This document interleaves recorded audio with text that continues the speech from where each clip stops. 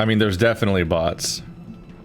No, there's not. Yeah. Blizzard prides itself on being a bot-free community. There's bots in both Modern WoW and Classic WoW. You're a bot. There was that one time...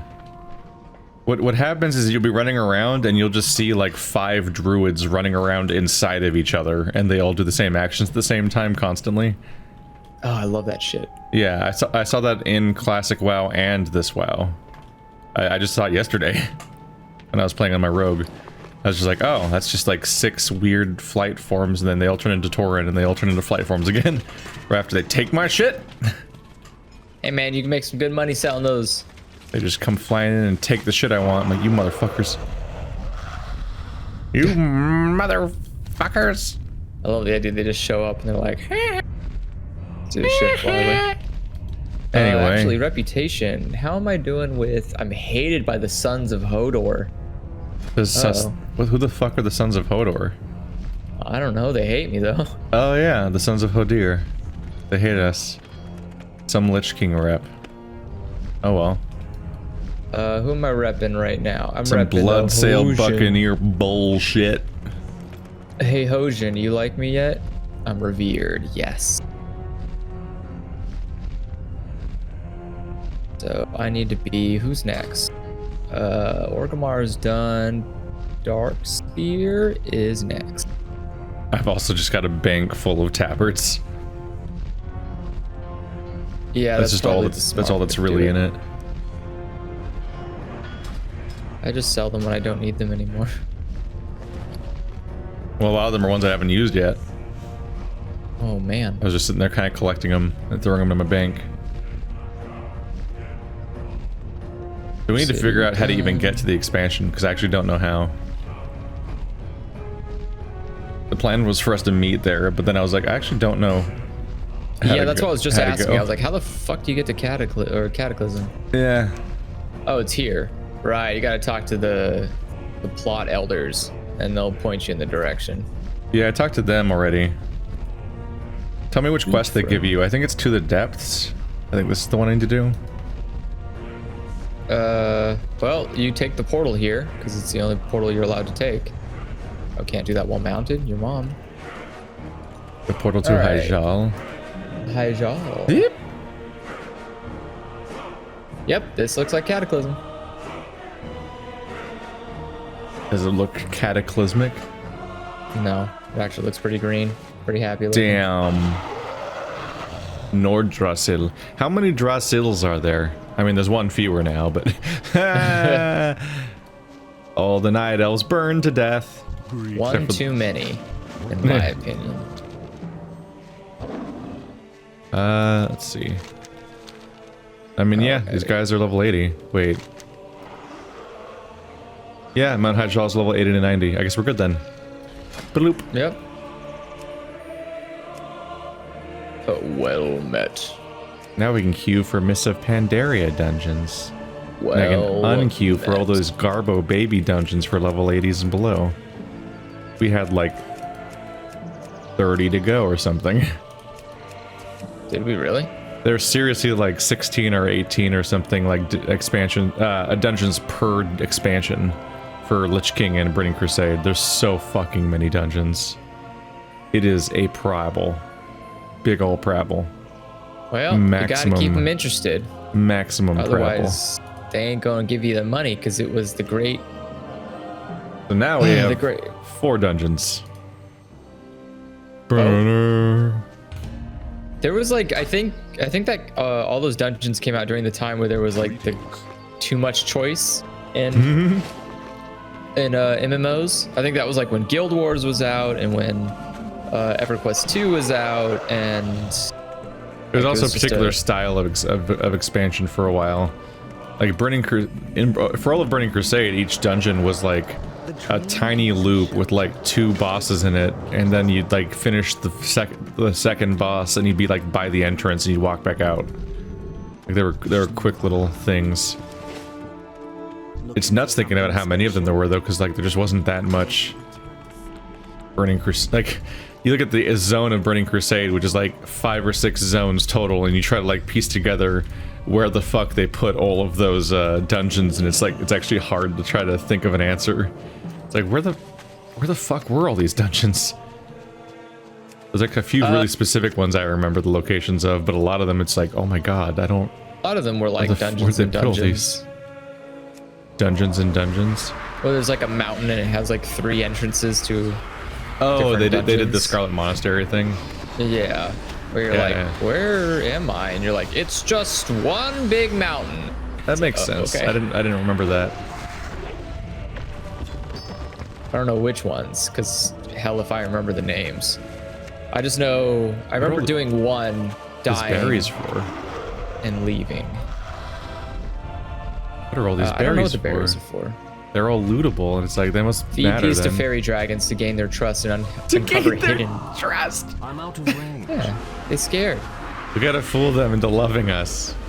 Meet Blood Elf is good friend. That Follow now. We find intruder.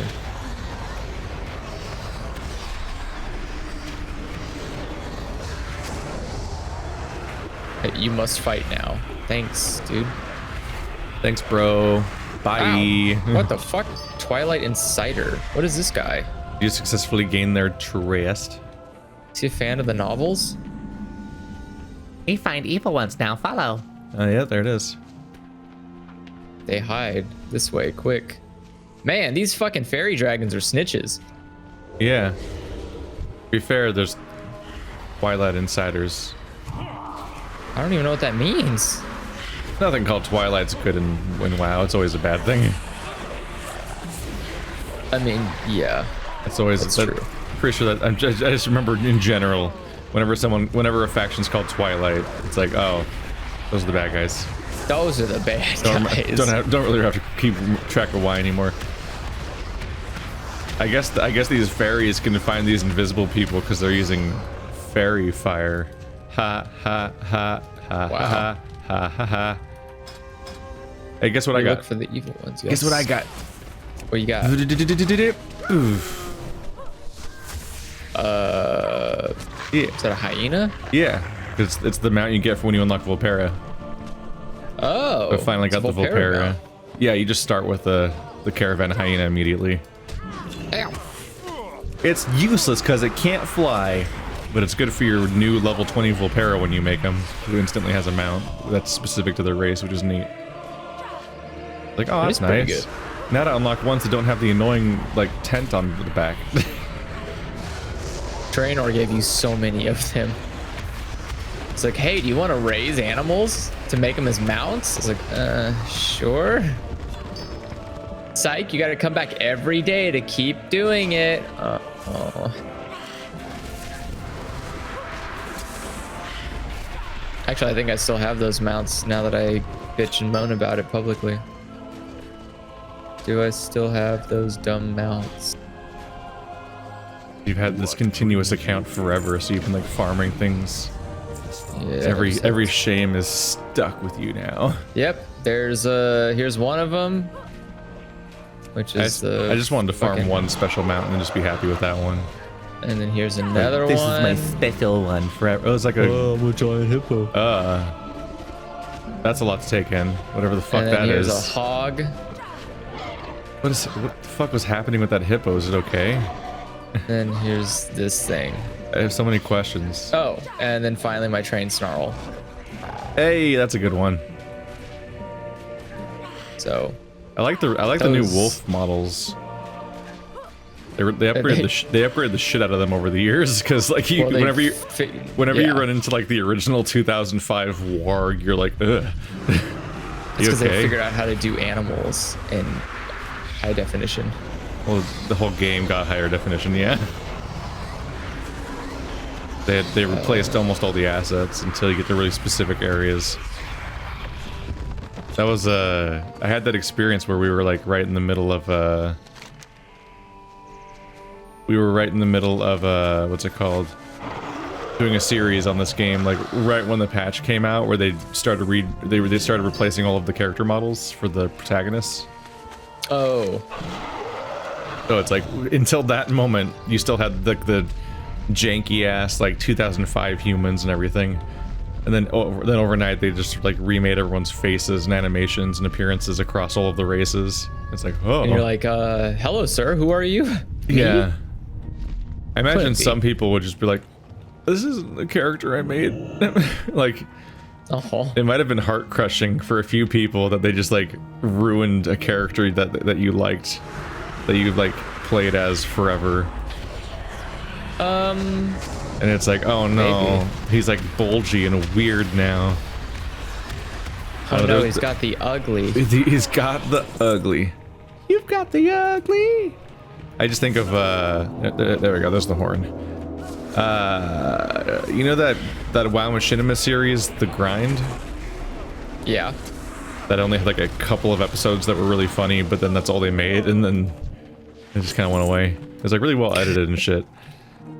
They came back for like a reboot, and they did it like right after that patch came out, and so they had the whole gag about the fact that the characters look like different people all of a sudden. In particular, the main character of the guy who edited the whole show and everything, and like it was his like scripted baby and everything. His character just looked distressingly different. Yeah. And it's like, oh shit. Thanks for pants, dude. There was kind of like So there excited. was kind of like a stoicness to like the flat, undetailed human faces. Now they're all like bulgy and Pixar-y, and so some of them came out really doofy. I don't know. I guess I never really pay that much thought. Like I never actually look at my character besides when I first log in. I'm like, oh, I guess that's what I look like. But I usually always have like a helmet or something on that obscures the face, so I don't really care. Yeah, it's person to person thing. Like when WoW's like your lifestyle and shit, then like suddenly you're like really caring about like what your character looks like, and the existence of Transmog is suddenly like, oh, look at this amazing feature where I can obsess over my looks, which I started doing a little bit. I just customize. I made my Volpera and customized them, and I customized my rogue because he was just wearing whatever the hell the expansion kept throwing at him. Hello, would you like to wear this? Yeah. Sure. So I started transmogging 2 of my characters so far, and I saved the outfit so you can go back to the transmog to like reapply it whenever you wear new gear. Ooh, which is an annoying Pandaria feature. Stuff. That feature's fucking annoying. I don't like that transmog isn't just like. I wish transmog was like Terraria, where you just have things equipped in your cosmetic slots and they just stay there. But instead, you're magically transforming your gear into other appearances. So if you ever change any of your gear, the new gear looks like the new gear, and you have to transform it into the transmog again every time, which just is like, seems a tad excessive. Otherwise, the economy doesn't work. Yeah, I realize that it's like, oh, it's totally trying to make just another money sink in the WoW world, because there's such a massive amount of inflation essentially happening in the WoW thing. Like, it's what we always talked about when we were playing classic WoW, and I was like talking about my experience with like even like coming into counter with any elements of the economy of this game, and how like the game's made for and full of people like Marty that have like millions of gold, which is a baffling number. And so when you look at like, you look in the auction house and everything costs more money than you would make if you leveled an entire character from scratch from like 1 to 120. And you're like, I can just never afford things, because you can only do things if you have a max level character and just go through the whole game as them. Which is weird to think about. So like, yeah, they totally create like all these money sinks that just try to like chip away at the game's overall money bit by bit, just so that like the numbers can get held at bay a little bit. And it doesn't work, but it's like an attempt. It is a quaint attempt. What matters though is, at the end of the day, if you need new gear, probably because you didn't play properly, you didn't get max level stuff. Yeah. Oh, got high threat. I like some AoEing the entire crowd. It's fine, we got this. Yeah. Take those monkeys out of here. My brother's talking to me in text chat, and I'm realizing like, If I respond to him, I gotta be careful, because during our last Overwatch session, I mapped the mute Discord button to T. Oh. So until I come up with a better hotkey that I'm happy with, whenever I type in text chat, I have to make sure that I press T again if I muted Discord, or y'all just be like talking at no one and be like, why is Andrew listening to me? Well, if I see you go mute, I'll tell you. Yeah. Oop. And healer DC'd. Whoop whoop. Ow. Right at a boss fight, huh? That's how it goes. It's always best if they DC before the boss is dead, because then the people that join will be happy to keep going. But if they join after a boss fight, they're like, I don't get to get the quest completions and stuff. This isn't worth my time. Yeah, it does genuinely suck to, like, yeah. Ooh, crash ook party. Enjoy.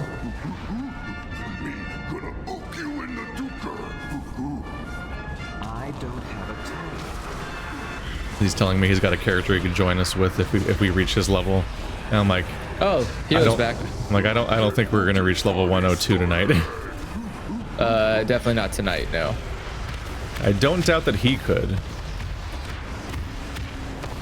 He just goes aggro on these games, and I'm like, Jesus Christ. Hey, it's like, it's both. If you're it's good both, at what you do, you do it good. It's both that he pours huge amounts of time into it, but also while he's doing that time, he's like fully engaged in like maximum efficiency mode.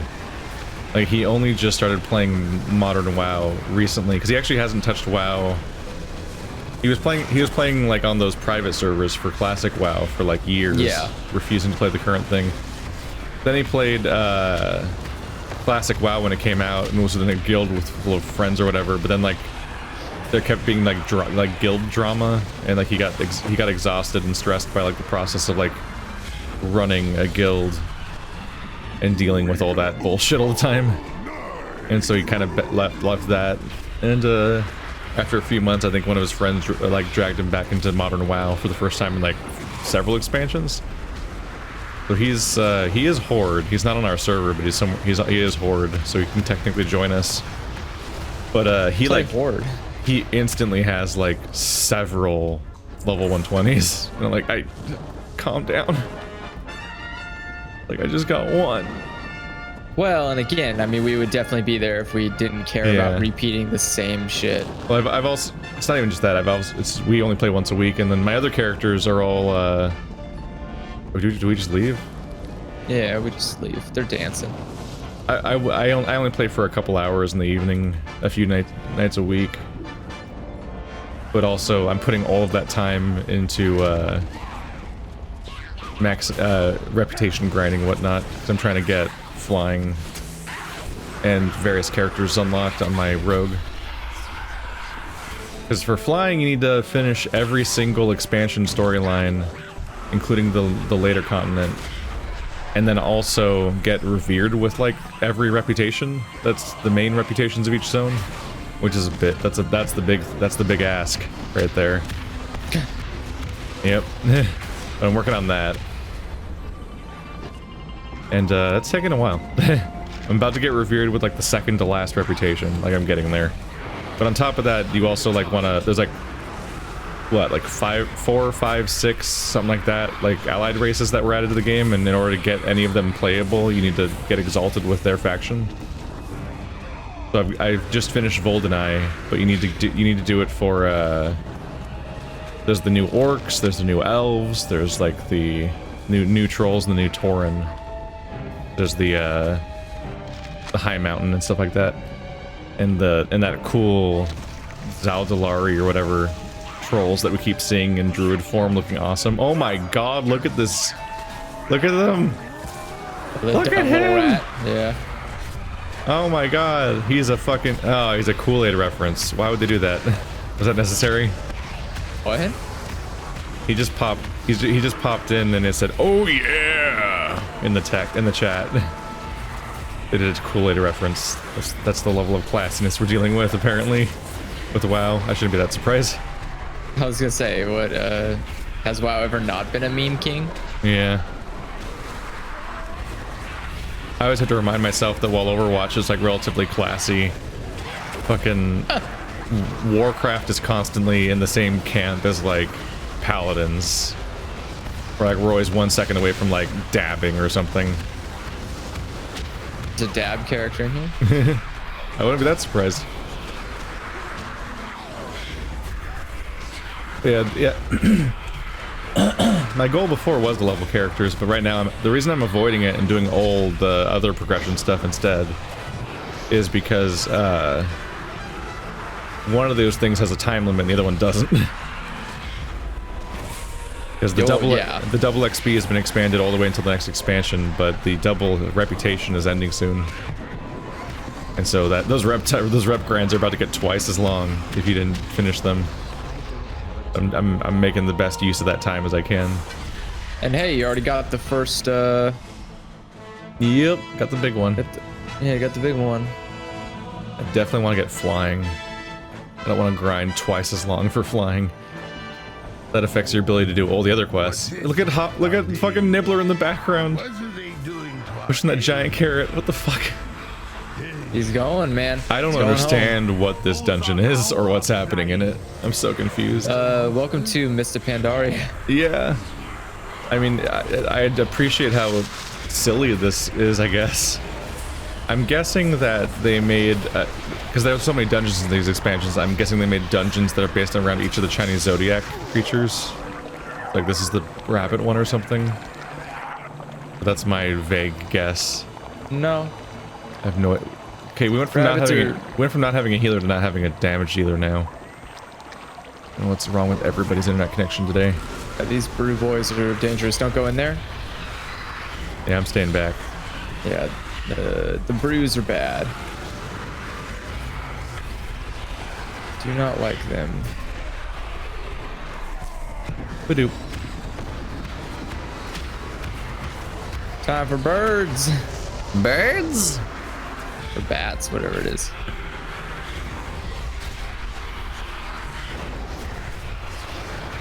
Yeah, I was relatively happy with it because like you're with the transmog you can actually make a decent character. Because otherwise you're just like a weird noise of random color and shit. You can make like a really custom character and like stick with that, and that's permanently what that character looks like. Is kind of like a nice detail to have with how noisy and messy MMO visuals get. One of my approaches is actually just to remove pieces of equipment entirely. Like I'll take off the helm and maybe the cape and maybe even the shoulders. Like I might just delete them from existence.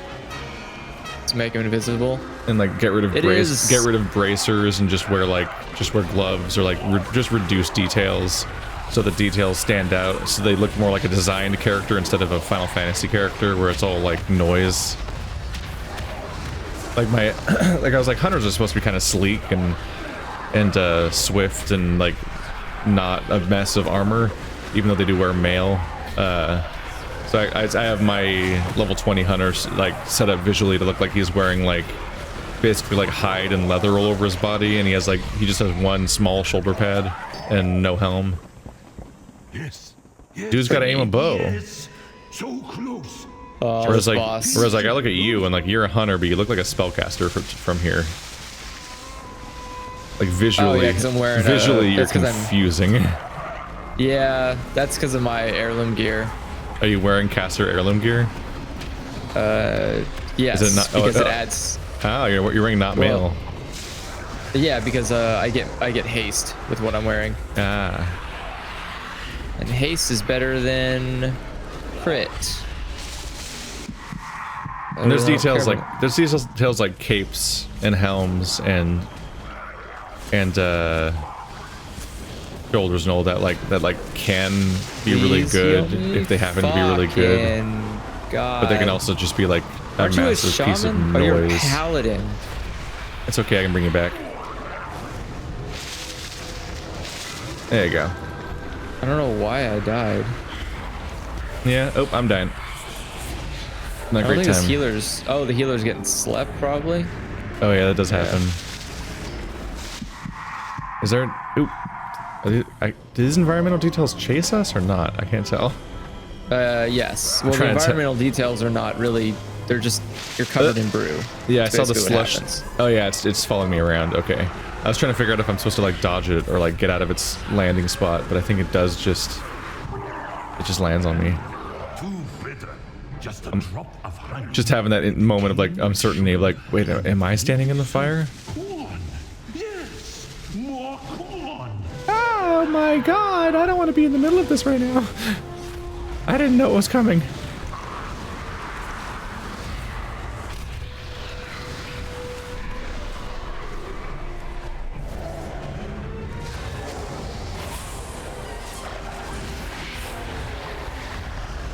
That's a lot of baddies. Almost dead. Yeah, they are.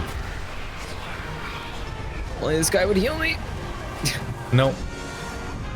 Heals are for winners. Thank you. Hey, wait a second. That's mean. Actually, we had that. I was having a conversation with my boss and another person on my team.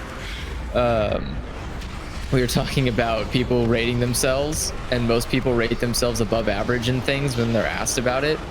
Which is a paradox when everyone says that, of course. Yeah, but I actually was like, I don't think I'm above average in anything. I think I'm actually like below average in most things. Damn. Like, I don't even know how would you even gauge if you are above average? Because what's the threshold? I don't know if I've met. Well, it's like, have you met someone who's above average in something? Like I've met. The fuck is this boss? I've only met people that are specifically above average in something compared to my understanding of it. But I don't actually have any empirical data to prove that they're above average. So I don't even know how I would compare myself to be above average, is like my assertion. It was like, as far as I'm aware, I'm garbage. And until someone can prove to me I'm not garbage, why would I think otherwise? My boss is like, that's called confidence. It's like, yeah, but yeah, confidence without any basis is arrogance. Syndrome normally. God, yeah. I'm the main character of a story no one fucking cares about. That's probably the most accurate way of putting it, yeah. Our DPS died again. I mean, was he really living in the first place? Trolladin looks down at him with pity. Nothing will stop me now. Not when I'm so close. Maybe if I don't look at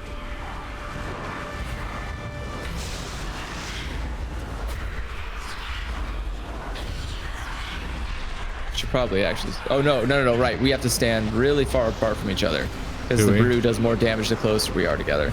Oh. That's something I remember. Popping all these bubble shields. Oh, what? Jump this. Jump. Get ready to jump. Whee! Oh. That didn't quite work, did it? Or just my jumping? Oh, my jumping's higher. Gotcha. I thought. Yeah, your jumping's higher. I thought I got thrown in the air by it, but that was me doing it right. I'm good, guys. I did a. Don't fear the boss. Okay. Probably wouldn't have worked. Probably wouldn't have worked anyway. But I was trying to press a different button.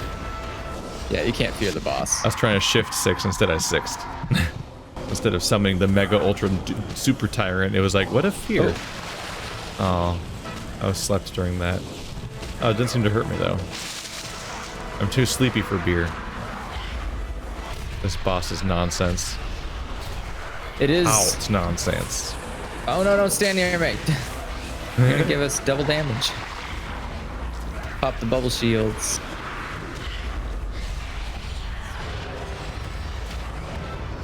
We're doing this boss pretty alright, I'd say.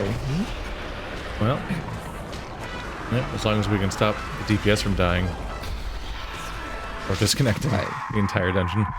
Well, I'll just casually hang out while I wait for the game to come back, because I'm sleepy boy. Is I sleepy boy. I sleep.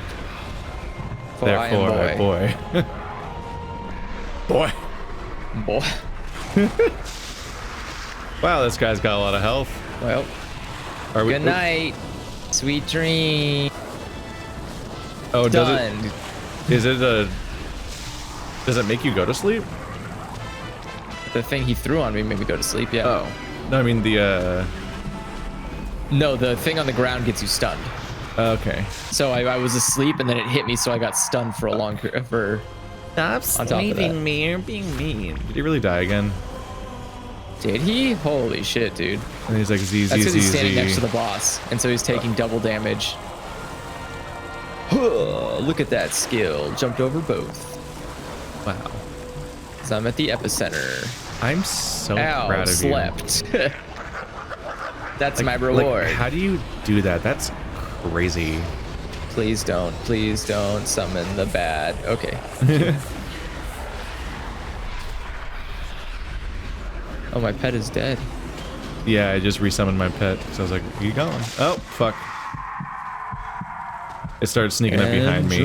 I keep falling for it. Hey, Yeah, we did it! We did it. Can you guys believe it? We did a boss. Now let's try it again, but with a competent rogue. Well, 3 of us did a boss. One of Yeah, us. one of us watched.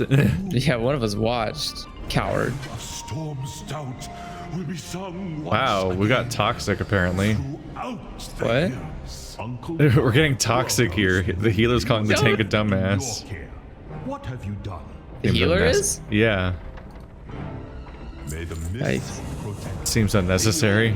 That does seem unnecessary. Uncorking I have gloves. made a name for myself at last. I'm gonna pull out my uncorking gloves. I don't like the sound. Oh, yeah. The brewery is trashed, infested.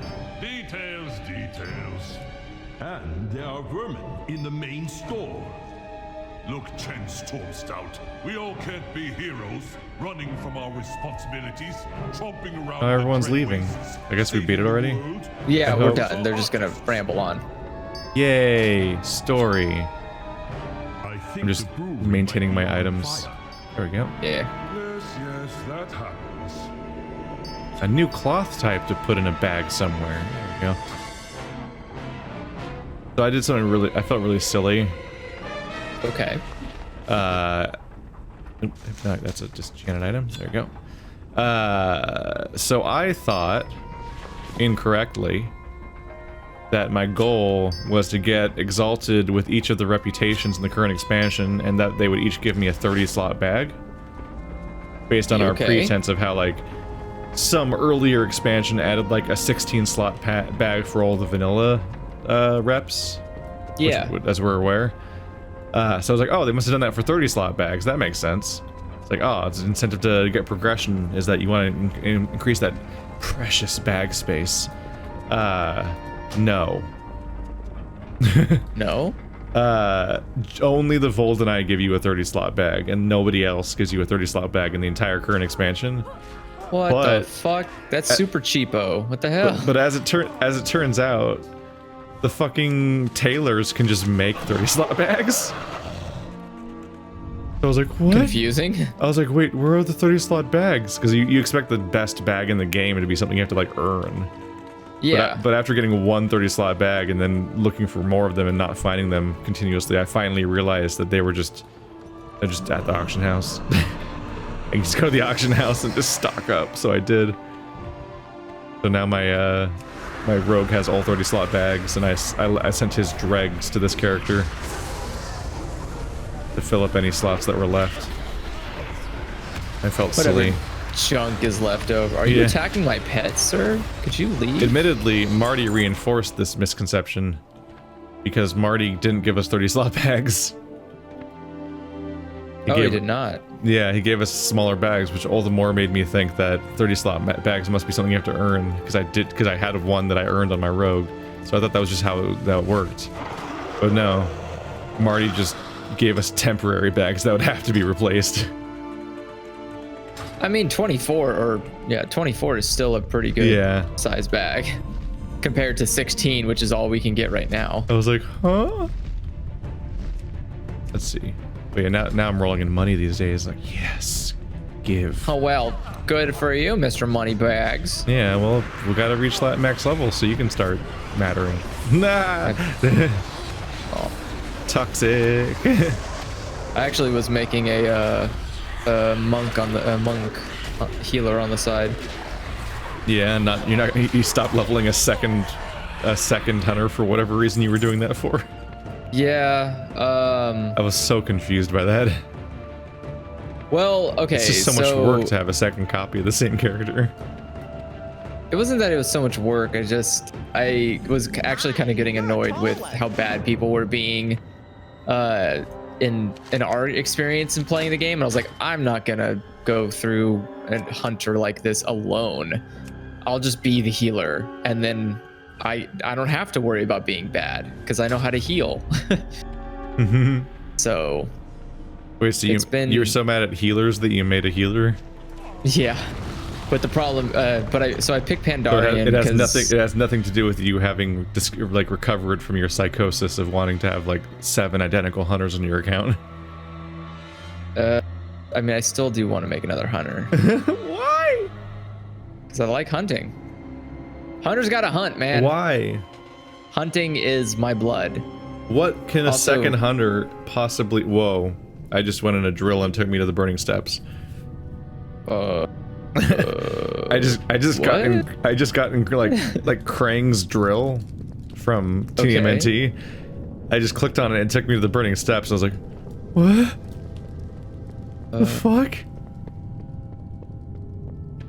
I'm in Blackrock Caverns right now. How do I leave?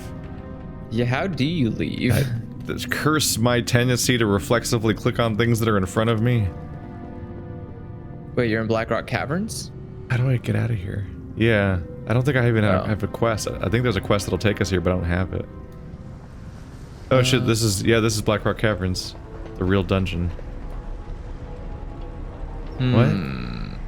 Oh, there's Blackrock Caverns have the... I need to check if the Blackrock Caverns have the spider I'm looking Kill for. Romog Bone Crusher. That's a name. Yeah.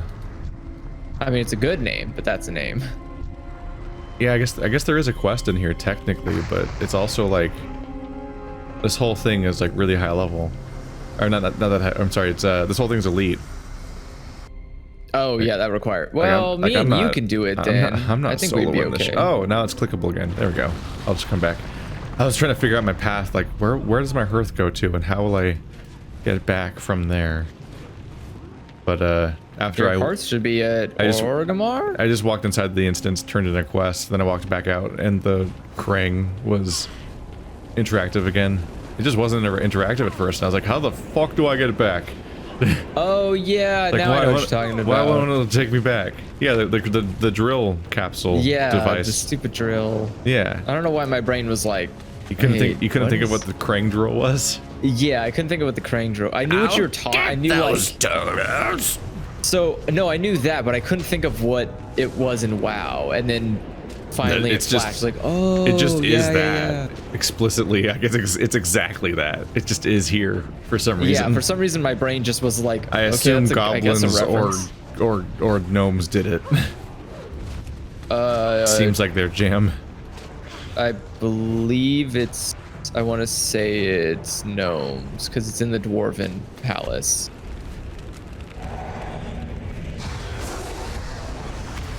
What do I gotta do here? Unbound Flame Speaker Slain. Oh, that's Twilight Vanquisher. Walking in a circle, slowly picking up shiny objects.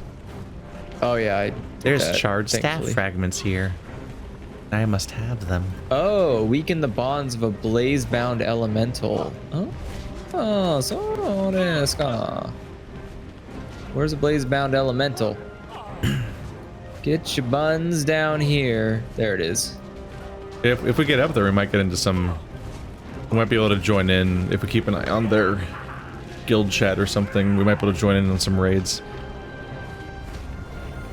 In particular, like the expansion's like dead, kind of over, I think. And so like now it's like people are winding down, and they might just like raid old expansions in heroic, like old expansions raids in heroic mode. That'd be nice. I guess they have an ongoing thing where like they're 25 mana raids, but they often get. He was saying they often get like 16 people. Oh, so like there's clearly openings, and it's just like whoever you can fit in there, regardless of composition. I like how this guy's just hanging out with me to try to farm for the same thing I'm farming for, but he doesn't know how to actually make them spawn. So he's just like, is he just getting the credit from attacking yours? Yeah, but he doesn't actually know how they're spawning. Yeah, I see a lot of that where you get like a world quest and there's somebody that's just like trying to like bottom feed progress because they don't understand how the quest works. It's pretty great. Good for him. That's living his best life. Is that it? That's it for me, I think. Oh no, I need one more. Really? Yeah, that might be our in for Marty's guild though. Oh, there's a blaze band elemental. Okay, wow, like, what the fuck are they? What the fuck was that all about? Oh wow, when you die here, they give you a mount to fly back to your fucking corpse? Really? Oh my goodness. A lot of them. A lot of guys come out when you break in an elemental. Oh Jeez. yeah, but they're super weak. Yeah, but it's like 30's gonna take a while. No. Killing one. When I saw like, 30, I was like, oh, they must spawn a lot of them, right? Yeah, because that's a lot of like, numbers. This is only gonna take like 3. If I actually find them. I was gonna say I already wiped these ones out. Oh, there's another one right up here. Yeah. Yeah, I finally talked to him about it because like all this time we've been leveling on his server and I've even technically been in his guild and I've been like, I don't actually know like where we stand. Or like we've never talked about like the logistics. I don't know where we stand. Or like, are we okay? We never actually discussed like, am I gonna like do anything with this guild? Or am I just gonna like walk around with his name on? And now it's like, yeah, you haven't really done any raids with them, right? No, I haven't done a single thing. I haven't interacted with Marty's guild in any way besides being in it for like the last few months. And for a while now, I've been max level. I always feel weird about that if I'm in a guild and I don't interact with the people. Yeah. I'm always like, why the fuck am I here? Well, just like I just have a status. It's like I'm Nick and Marty's friend is what it says in like a note on me. That's my definition in the guild. I mean, that helps. I guess I'm just like somebody who is like added socially to the guild, which make me, for all I know, that makes me not a real guild member or something. Hey, at least it means it won't kick you out. Yet. Yeah. Yes. New instance. I kind of like all the Pandarian dungeons, to be honest. Oh, hello. They always have a lot of like fun gimmicks and tricks that are not dumb, I guess. Yeah. I don't know. I think Pandaria is their peak. They just plateaued from there. Maybe. Wasn't Panda the expansion a lot of people hated? Probably because people hate everything. Because like the tone of it and everything. Well, I guess. Oh yeah, definitely. Probably because of the tone. I think it was probably a 1-2 punch too, though, because this is what followed Cataclysm.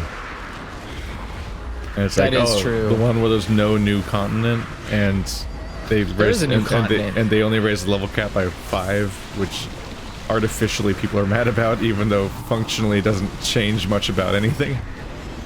Like, what do you mean only 5 levels? It's like, I think Panda increased your level cap by like 15 to compensate. Yeah. So people feel really good about it now. Yeah, the level cap thing was always, always my disdain for WoW. Where I was like, why the fuck do I gotta get so high? I hate this. The barrier keeps getting harder and harder. It's going away. Yeah. No, and I agree with that. I think it's 100% a good thing to do is to remove the fucking level cap. Reset, or reset the level cap back to normal. They're squishing it. It just feels everyone's gonna be level 50 now. Like, again, I don't even care if it takes as long to get to 60 as it does to get to 120. The number 120 makes me feel exhausted. Where I'm like, oh, maybe I played this too long. I shouldn't be doing this. Yeah. I mean, there's the aspect of like you hit the old level cap, and it takes a bit, and then you're like, fuck. That's the halfway point. Yeah. And it's gonna get slower. You're like, right? there's still 60 levels to go. That's so much levels. That's, I guess I'm supposed to be over here. Exactly how I feel. Yeah. So it's like because like your first heirloom items last until 60. 60. And then the next tier lasts until 90. 90. And then you're like, you hit 90 and you're like, I mean, that's pretty far. That's all right. And then you realize, like, I have 30 levels to go. Yeah. 30. That's what I was thinking. Where I was like, oh, I don't need to buy. And they're the slowest levels of all. Yeah, I was like, I don't need to buy an upgrade for my heirloom gear. It's gonna be a while before we get to 90. I'm looking like, oh my god, we're almost to 90. Oh fuck, I gotta go buy my stuff for my heirloom gear. It's like, oh, but that's not even the. What's after that? Oh, 120, like 110, and then 120. It's a lot. Too much. So I'll be excited to see it go down again. Yeah, and it's not going to be the same speed either. It's going to go faster. 40% faster, which technically is slower than the rate everyone's going to be used to throughout 2020, because people are going to be in double XP mode for so long. And double XP mode's going to end, and then the level cap's going to shrink, and it'll only be 40% faster instead of 100% faster. But it's still faster. WoW? No. No one plays WoW anymore. Yeah, who would play WoW? This is WoW-y. WoW-y! It's the same great WoW with an extra E. Yeah. And then when you murder a friend, your hands get shaky while you try to pour wine. Ooh-wee. Ooh-wee. Oh, now we can hit him. Neat. Watch out, by the way. He's going to shoot beams of hell from his hands. Wow. Don't get hit by the hell beams. That's rude. How do I avoid the beams? Do I just keep running in a circle? Side strafe? Wait. Can I just hide under this one shelf? Yes. I don't think no. So. Shit. Oh, yeah. I was gonna say, I don't think so. I was like, can I just hide? Just circle strafe the guy. What's it gonna do? I guess I have to just get really close to him. Yeah. That's the issue. That's the mistake I was making, is I was standing too close to the outside of the rim. I gotta stand closer to the inside, and then I can circle strafe way faster. See, this is the kind of stuff I like. This makes me miss Final Fantasy. This here's the god strats. That's 14. And then when I play 14, then I hate 14 again. Oh, when you remember what it's like to play 14? Yeah. You forget about all those things when you're not playing it. Well, it's like I really like the boss fights, but everything else is like, oh fuck, 14 is so long. It's like, oh, it's kind of nice that I could just be any class whenever I want to be. Oh, but it takes forever to level them. Yeah. And can't you always be any class you want to be? Huh? Aren't you always able to be any class you want to be in an MMO? No, I mean literally you only make one character, and that character can be every class. Oh, we have to level them all separately? Yes. So the one character, like, how's that work? Do you like go start over the campaign, or do you like? No, you just pull out a weapon and it goes, well, you're level 10 warrior. Yeah, but like, where do you go? Where do you go for content when you level up? When you reset your level as the same character? You go back to the starter zones, and you just look for new content. You eventually there's enough starting zones that you don't go through all of them in the time it takes to level everything up. Okay. Because I was like, it would really suck if you have to go back and just like grind because there's no quests left because you did them last time. So that depends on how you play. I would recommend leveling up at multiple at one time to avoid that, because you can, after like your 5th class, you do start running low on stuff to do, and you just have to kind of dungeon hop all over the place. But most people don't level more than one class up anyways. Yeah. Because each class is just so intense that you shouldn't be leveling up multiple unless you need to for some reason. To cross specialize. I mean, yeah. God, I did it for. Congratulations, retail employee. You've been selected for cross training.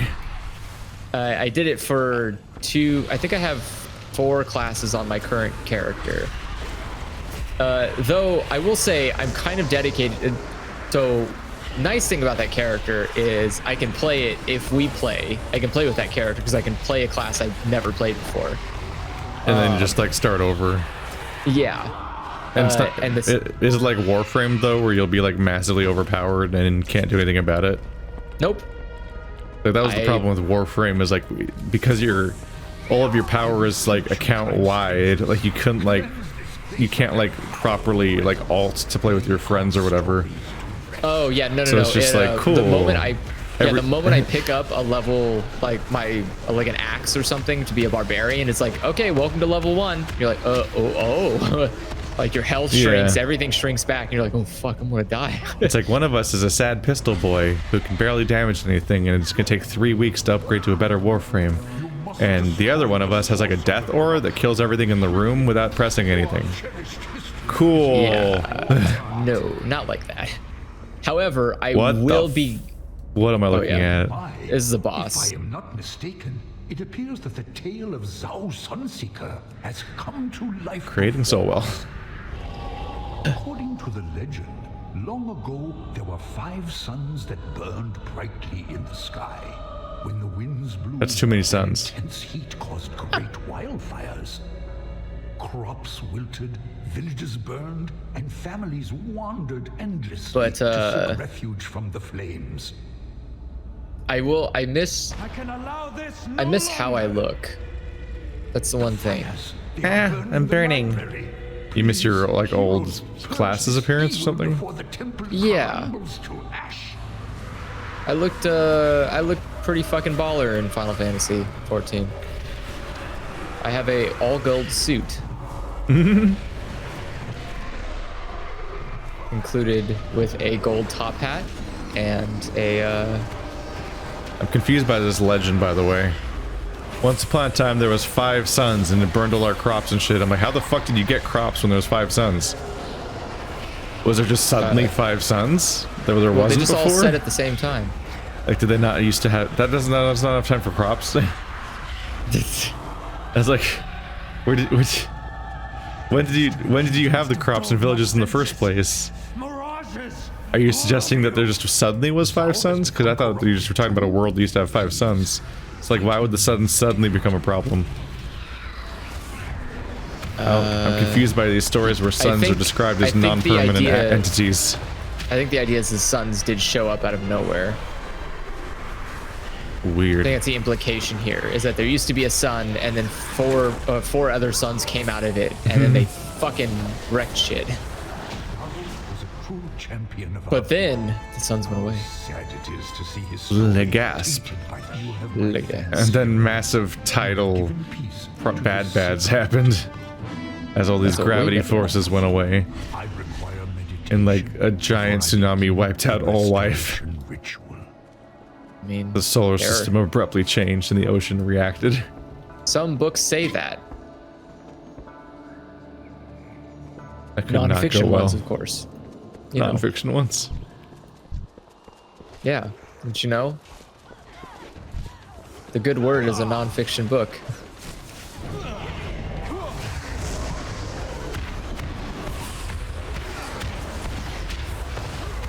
There we go. How could you hate Pandaria? Pandas are the best. I hate Pandaria's starting zone. That I will admit. It's not my favorite, and also very, very long. Like the Panda Zone? Yeah, Panda Zone is kind of lame. But I do love all of the dungeons that came with Pandaria.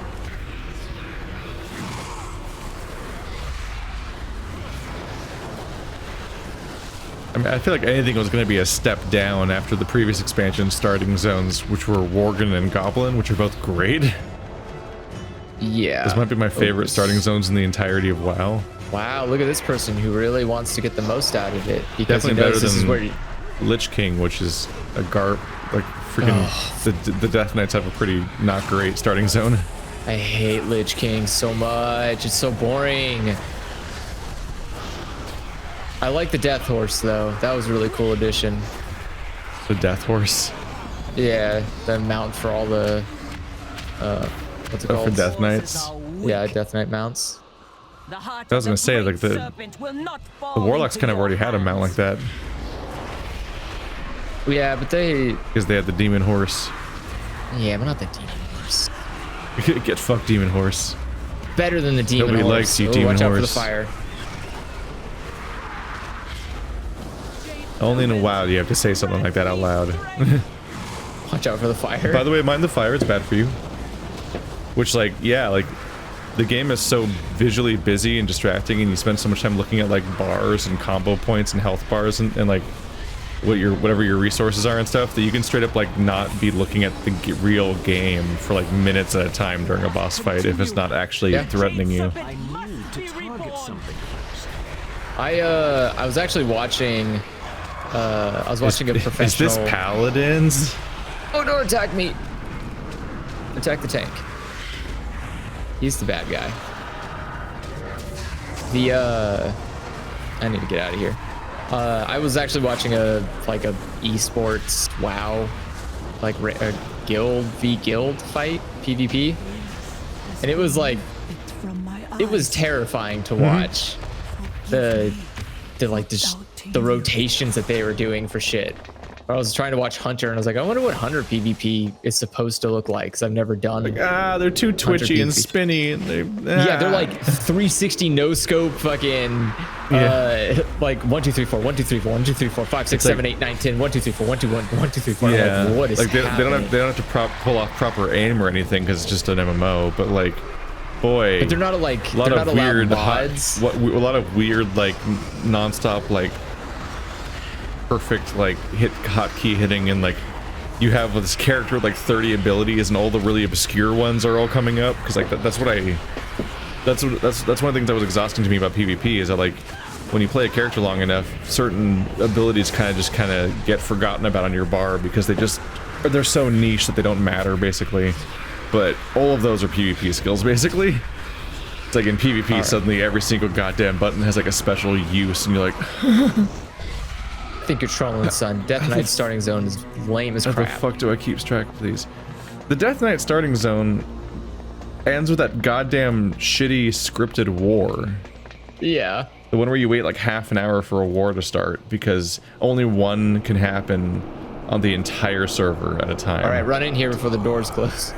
You have to awkwardly just sit around waiting and wondering if it's glitched or not.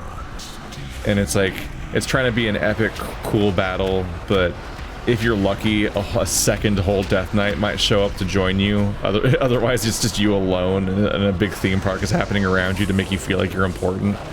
But, like, nothing's happening. It's all that waiting so that you can join in a matchmaking thing. Kill the that, like, fragment. Yeah. Or figment. Oh no, it's my own doubts and anxieties as a human. Help other people. They come to me. God, this guy's figments are way too big. Shit. That's not good. Oh no, we're reaching maximum figment. Maximum figment. Oh, not follow. I wanted to. There's some pretty janky things too, like that weird Eye of Kilorog mission you have to do where you fly around as an eye and try to like spy on these things, and you're trying to figure out like what does it want from me, like what? Yeah, where do you have to look? What like? I've done is that. There a spot? I've done that quest twice, I think, and both times I had to look up what it wanted from me, like how the controls work. I'd have to like watch a video of somebody doing the quest because I'm like something's just not clicking about this.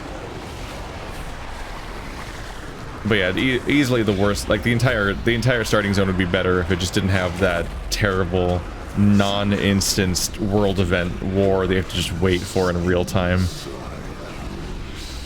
Because it's like 10 minutes of preparation followed by like 10 minutes of war followed by like 10 minutes of continuous cutscenes that all set up like Arthas as a villain, which is all outdated and irrelevant now anyway. Oh, use my... And it all happens in real time, so you have to wait for you have to just stand around and wait for this thing to loop around so that you can join it.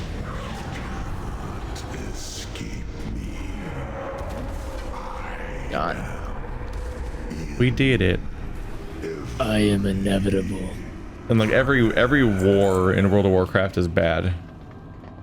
Well, because you're always just like pretending you're helping.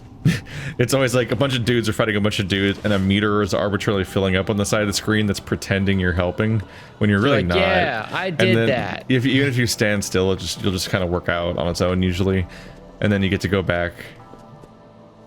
And it's like one of those like standard like AAA hyperlinear like beginning of a video game sort of places. You know what I mean? Yeah, like I know exactly what you mean. Like the beginning of a AAA game is like this hyperlinear extended thing where they're pretending like, wow, what a hero, and it's supposed to make you feel really good about the game as like an illusion to make you keep playing and not return it or whatever. It's like the opening hour of a AAA game is trying to sell the game on you so you don't like leave, and it's almost always like it never works on me. It's almost always like an extended segment of like, can I go? I don't like any of this. I don't want to be here anymore. Ubisoft is real bad because they'll like hook you into something for like a couple hours. When do real games start? Yeah. Why? Sometimes the intro can be so long. I literally just recently started playing Far Cry 5, and they mandatorily make you go through like an hour-long intro where you slowly walk through a covenant, and you're like, come, okay, come on, I'm gonna murder in Far Cry 5. Yeah, it's funny. I was like, I'm gonna murder 50,000 of these people.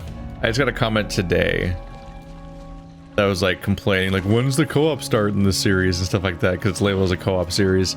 And it's like, I think for the first 2 episodes or whatever, I'm not in co-op yet, but like I have the series labeled as co-op because that's what the series is. But then people like are all flippant and act like they don't understand what like a game is and have never played a video game before. So like when a co-op series isn't literally instantly co-op, they like blame it on me, and I'm like, what the fuck do you want from me? It'll be co-op when the real game starts. Like, I'm trying my best. Yeah, it's not great. It's not great. For me, I remember Far Cry 5. For me, the issue with that game was that it was just exhausting. It would never relax. Yeah. Like, there was no... Like, I played Far Cry 4, and it felt vaguely like Assassin's Creed with a gun.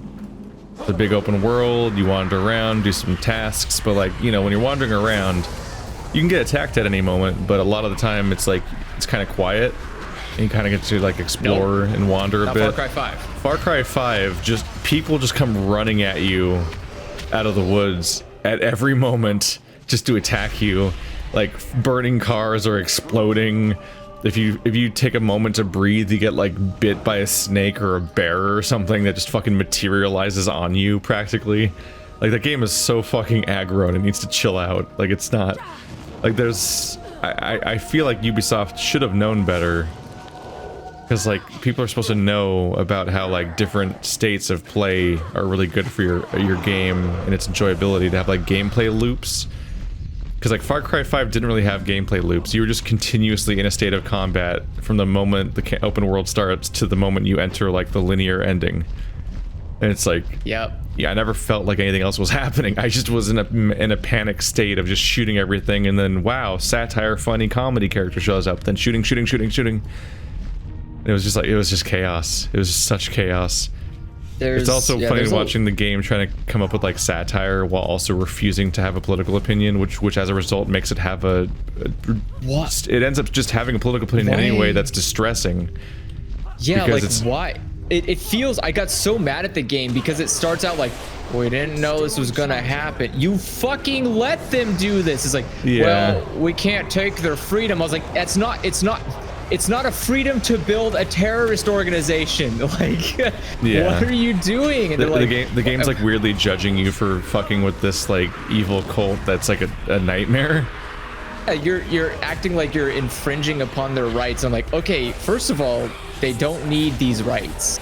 These rights to kill other people, kidnap other people, murder other people. These aren't rights. These are crimes. Like, stop the crimes. And then the weird attempt to like not be political, because Ubisoft kept like assuring everyone that the game wasn't political. The game about like guerrilla tactics and terrorism happening on American soil. It wasn't political. But they and about Christian evangelicalism and how dangerous it is when left unchecked because it creates a irrational behavior. There's like a through line of like, because they refuse to criticize half the stuff happening on the screen and for fear of offending anybody that vaguely resembles anyone that's in the game. They end up weirdly endorsing a lot of horrible shit in the process because they just aren't in any way criticizing it. They're just presenting it non-critically, and it's just like it is frustrating, and the plot is only worsened by like people by like every single aspect of the plot only exists in a really contrived state. So like the first time you interact with like what's his face, Jacob, I literally wiped out 7 cars of people. Sorry, did I hurt you? No, I thought the fire guy just starts AoEing you and just ends you. You're like, oh, there's fuck. So like so you know, like you get chased down, they're like, shoot him with the bliss bullets, but I had an RPG and I just kept RPGing every car that came to me, and eventually it got to the point where they're like having to just throw cars on top of me. Like literally cars are just flying over the mountain peak to get to me, and I'm just like RPG, reload, RPG, and it's like the game finally hit me with one guy hit me with a bullet and I passed out, and I was like, are you fucking kidding me? How does this feel even remotely? And then it starts like they're drowning me or something. It's like, okay, well, I think we taught you a lesson. I was like, no, what? I'm just gonna turn around and murder you. And it's like, well, what are you gonna do now? I can't wait to murder you. Yeah, it's like, okay, well, I'm gonna leave. And it's like, well, aren't you gonna join? I was like, yeah, I'm gonna join the cult that kills you. And so I killed all the cult members and then left. I was like, what? Why is any of this here? What does this matter? This is noise. The game also has one of the worst endings I've ever seen in a game. And I don't actually know the ending because I haven't gotten there yet. One of the worst elements of it is that it just one of the worst elements of the ending is that it comes completely fucking out of nowhere and there's no setup for it. And people kept insisting there was totally set up for it. And it's like, no, you're absolutely wrong. There's basically like one offhand radio broadcast you can hear about randomly from a car, maybe in the open world, just because it's just on the radio, on the rotation or whatever, and that one broadcast technically foreshadows the ending and nothing else in the game does. It's a mess. That's unfortunate because I listened to literally nothing. Yeah, same here. Because I was playing in co-op and also never used a car basically because you. Yeah, I didn't use. I only use ATVs, which don't have the fucking radio turned on. Well, you almost immediately get like a parachute or something like that and an airdrop ability. So like, every single time there's an objective that's not right next to you, you just like go to one of like that's fall from the sky points you can click on, and you just airdrop to the point. You can just fast travel to any location you've ever been to, and I was like, hop. Okay. Well, I would fast travel by falling from the sky. I don't remember if that was the only way to fast travel back then or what, but I don't know. That was how we always did it. Is we would just like we would airdrop like Fortnite from the sky over every. I wonder if that's the only way you can do it as co-op. Maybe, I don't know. But that was the go-to. It was still fast travel, basically. Yeah. But as a result, cars were totally pointless for the most part. But yeah, it'll be interesting to see you reach the ending and just be like, the fuck? The fuck is this? Yeah, which you can get to pretty quickly because the game's pretty short, actually. I'm almost about to kill one of the guys. I basically just walked through town. I went from one location to the other just walking, and people are like, hey, what are you RPG? Okay, I'm here. I don't like how flat the whole experience is. It's because it was a hollow game with nothing. Yeah. But like, it was one of my criticisms when I played Far Cry 4, which is supposed to be like one of the good ones that people like or whatever.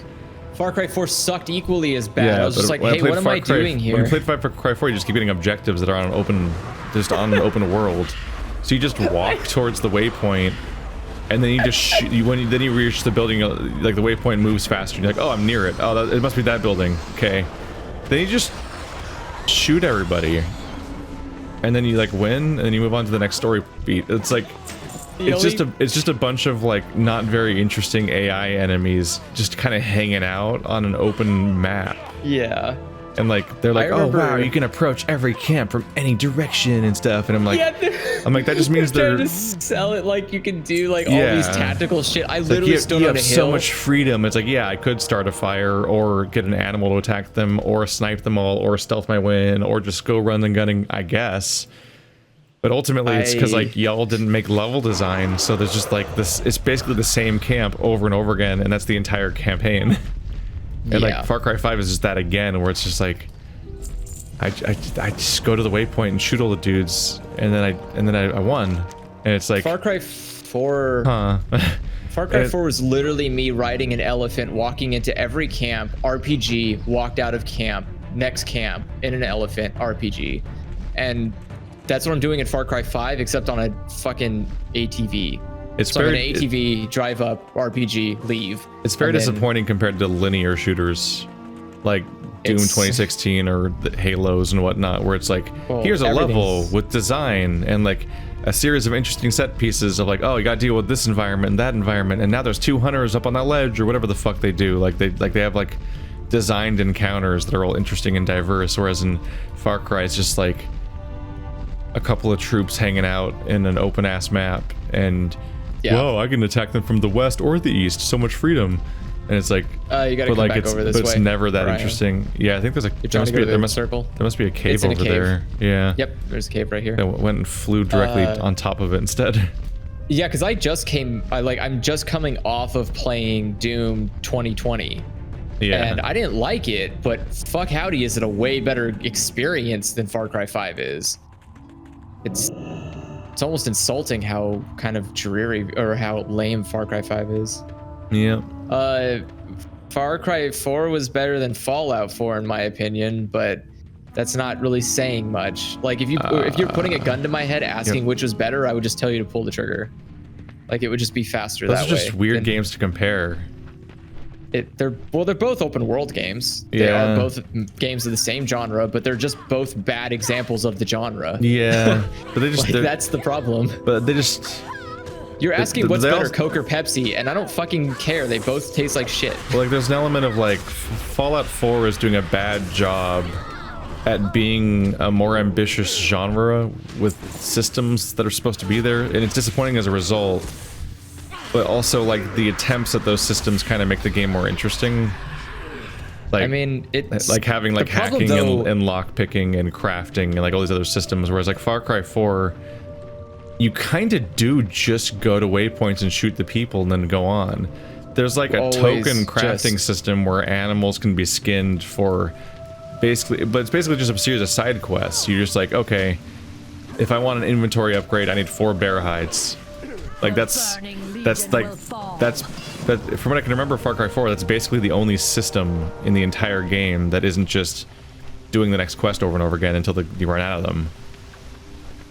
Like whereas like Fallout 4 still has the relics of systems from Fallout 3, so like hacking robots to do things for you and picking dialogue choices and things like that. It's just all shittier than the previous games. Yeah, I was gonna say Fallout 4 is just a bad Fallout game, but it's still a playable game. I think I'd rather play Fallout 4, I think, than Far Cry. I just would it's just that if I were to play Fallout 4 again, one, I'd be a bit disappointed with my life and how I got there, but also like I'd probably just immediately give up on the story and not follow it, because that's what I did. That's boy, the worst thing you can do in Fallout 4 is encounter the story, which is somehow worse than Fallout 3's. Hey now, Fallout 3's story was great. No, I know you like Liam Neeson or whatever, but it's not good. It's not good.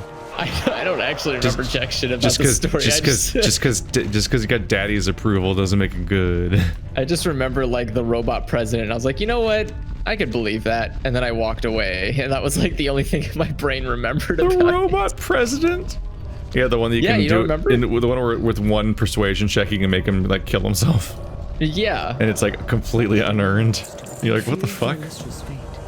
But it was interesting because the whole time I was like, wow, this guy sounds like a old timey motherfucker. And you show up and it's like, hello, I'm Mr. President. I'm like, oh, that's why, because you were programmed to be old timey and shitty. All right. Well, hello, my honey. Hello, my honey. I thought that was interesting. But yeah, finding your dad, you're like, hey, Dad, what's up? He's like, oh, I need you to do this. It's like, fucking damn it. Dad, why are you a bad guy? He's like, I love you, that whole game was about getting like the Gek or something so that you can like fix the water. You had to fix the water because you need to be able to filter the water and blast in order to like have everyone not constantly be dying of the water, I guess. Whatever, there's still fucking crab mutants in the water. I'm not going near that shit. Which I think might have been the plot of Fallout 1. I'm trying to remember. I think Fallout 1. I think Fallout 1's plot is you're trying to get the water filter, a replacement water filter for your vault. That makes sense. I think the water stops working in your vault, so you like leave the vault to save your vault. But then it's like the hero's journey, so it's like, man, you came back, but you came out changed. You're too savage and crazy. You're too savage and crazy now. So like, thanks for saving us, but also I don't think you really have a place here anymore. So then you like become so you could become like a wasteland adventurer as a result of like the Act 1 story. I think that's what happens in Fallout 1. I don't know. One of these days I'll actually play it. Does Fallout 1 have character? Yeah, Fallout 1 and 2 are really you might want to play them sometime actually. I love that concept. I love the idea that you're just on a mission to go save your vault. Because every Fallout 3D game is just, hey, your vault sucks. Be careful. Okay. Well, because Fallout 1's story is built on the logical premise that you would want to keep the fucking shelter that helps you stay alive in the apocalypse. Whereas its sequels are like, all right, we've already had the story arc of you going beyond the vault, so now like we know what you really want, right? You just want to go on adventures in this open world, so we're just going to drop all pretense and immediately kick you out into the open world and just go do that. So Fallout 3, I have to double triple check my word every time I say anything during this conversation, because Fallout and Far Cry are the worst names to have to compare to each other. Yep. Specifically because we were talking about Far Cry and 4 and Fallout 4, and it's the same number of syllables and same like beginning of the word, and it's like I'm having a fucking aneurysm right now trying to not fuck up and say the wrong one, and I probably have already anyway. I made that mistake. I was actually writing a tweet about it, and then I posted it and reread it and realized I wrote Fallout 4, and I was like, God fucking damn it. Or Fallout 5. And I was like, Fallout 5? What the fuck is Fallout? Oh, no, fuck. Oh, did you tweet about Fallout 5 or something? Yeah, I was trying to talk about Far Cry 5, but I typed in Fallout 5 just because my brain just had a shit moment. And I was like, oh, you fool. These games are just too similar. I hate everything. It is. I feel like Bethesda's MO in making video games is like, hey, we know all you're here for is the mechanics, so just do that and shut up. There's something very soulless about most Bethesda 3D RPGs. Well, they became more and more about just going around an open world and doing objectives with as little resistance as possible, and just kind of having this continual sense of like progression and empowerment, and just kind of like busy work. Basically like this game. It's basically like this game. Like, well, this is what like whenever I'm playing Fallout as my rogue, I'm just like mindlessly performing 76 tasks to kind of feel like I'm progressing or something. But like, this is a game that I play to fuck off and not really care what I'm doing, and probably use it as a social crutch to just hang out with some people or whatever the fuck, and not just sit here and like, I'm not doing it for the game itself as much. Whereas like a game like Fallout, I'd want to play to be fully involved mentally in playing Fallout. Well, yeah. Like I want to care about what's happening, and I want to have to like make important choices during the combat, and like be challenged in that, and feel, or at least engaged in like a variety of situations that I have to like think my way out of combat wise, while also like problem solving my way through like these like CRPG / adventure game like puzzle quests where you're trying to solve your way through like problems that factions are having with each other, and like a environmental problem that these people have, or whatever's going on, just anything interesting at all. Buddy, you are pulling a lot. And Bethesda clearly would like to do away with all of that complexity entirely, which is why they tried to get away with a Fallout that didn't have NPCs at all, and just went straight for being a full-on MMORPG style, just perform actions that are just given to you on a flat. Fallout is basically an empty game, and they ask you to pay money to make it full again. Like, let's hope Fallout 5 isn't awful, says chat. It will be. Oh, it will be. Fallout 5 is literally gonna be a $60 game and a cardboard CD. Bethesda hasn't made a good. Bethesda basically hasn't made a decent RPG, arguably, since either Morrowind or Fallout 3, depending on who you ask. And like, depending on who you ask, sometimes they also say Morrowind was the first good one. So sometimes it's like it's both the first and last good one they ever made. Damn. They're kind of an empire of lies that they really don't make particularly good games, which really is shown by the fact that like every game they ever make, rude. People constantly insist. Both of our DPS are dead. Yeah, I don't know what just happened necessarily. He teleports us all there, and I'm stuck, and I try to run away. The chain, you have to break the chain, otherwise it'll kill you. Oh, shit. Well, damn. Oh boy, wake me up. Wait, did he not res you? Oh, you did res you. Oh, I'm just running back. Oh, you're running back. Wait, why do you guys have diver helmets on? Yeah, I don't really know what's happening right now. I feel left out. Holy diver. I don't think I've ever I did like playing Fallout 3, but I think that was because it was my first time playing a game like that. Yeah. I don't think I would ever enjoy replaying Fallout 3. Yeah, in the mid 2000s they were catching me hot on the tails. Like Fallout 3 came out when I had probably just played Old Republic like 3 years ago. Oh damn. Like, because they're getting you at the good time. Because like KOTOR came out in like 2003, 2004, but depending on what platform you were on, I think. And Fallout 3, I think, was 2007. So like, so like what you're trying to say, so Chad, is Bethesda's great at publishing games. If you were new to Western RPGs, you'd be like, oh, cool. So yeah, Bethesda does better games than it relies on others to make. That just means Bethesda doesn't make good games. That's called That's publishing. What that means. All you're really saying is that Bethesda currently owns some IPs you like, and you just wish they didn't make the games for them, which like I agree. And in the case of Fallouts, the EA logic. in the case of Fallouts, they didn't even make it. They just bought it. It already existed. That's true. That's the most unfortunate side effect of Fallout being successful, is that they weren't even the ones who invented it. They bought it and made 3, and then 3 was well loved because everything that Bethesda ever makes sells like fucking crazy because they have like infinite goodwill that I can't explain. Have you not ever encountered even though every game they ever make behavior? is like some kind of piece of shit that people have like insist has to be modded into even being playable basically, and like people insist on like replacing the game with a different game every time because they remember that time that Bethesda tried charging you for mods. Like yeah, like people always talk about how much they want the games to be modded in order to be like fixed. Fallout 76 after they tried monetizing modding. How the fuck do you get away with that? That's crazy to me. Well, it's the popularity problem where it's like I think there's a decent amount of like just really shallow fans where that's just. I feel like I only hear people shit on that company. It feels like for a lot of people, Bethesda's just like the only RPG they know exists.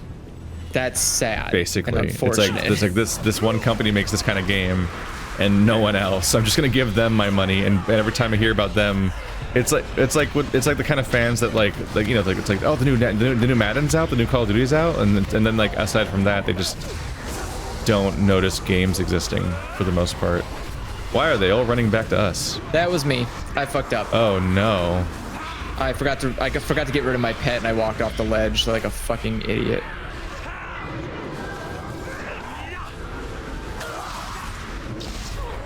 Ba-doop-a-doop. Well, I soulstoned the healer. That should be nice. And I didn't die. Oh, you fuck. Mine was a ruse. You better res me, I resed you. Yeah. That was a good call, though. That was a good call. Yeah, I was like, we're fucked. I'm gonna res the healer. So that's why he resed you. Because he knew you could res the fucking tank. He can activate the soulstone whenever. No, I can't res anybody. Oh, I thought you could res the. I thought you had res. I can only use soulstone every 10 minutes. Well, thank you for another soulstone. That's Hellstone. Or Hellstone. Sorry. Yeah, the soulstone revives somebody once every 10 minutes, and I can put it as a buff on somebody, and they can like come back and res them and use it later. It can sit on them for like 10 or 15 minutes or something, and if they die in that time, they'll get resurrected. But I can also apply it to a corpse. I think I gained that ability at some level.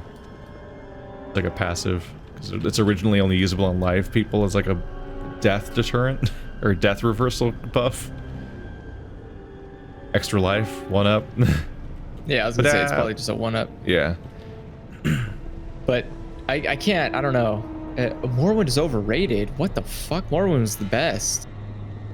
Yeah, those are the kind of wrong opinions that lead to Skyrim making $1 billion and then being re-released 7 times, and then people just keep buying it for some reason.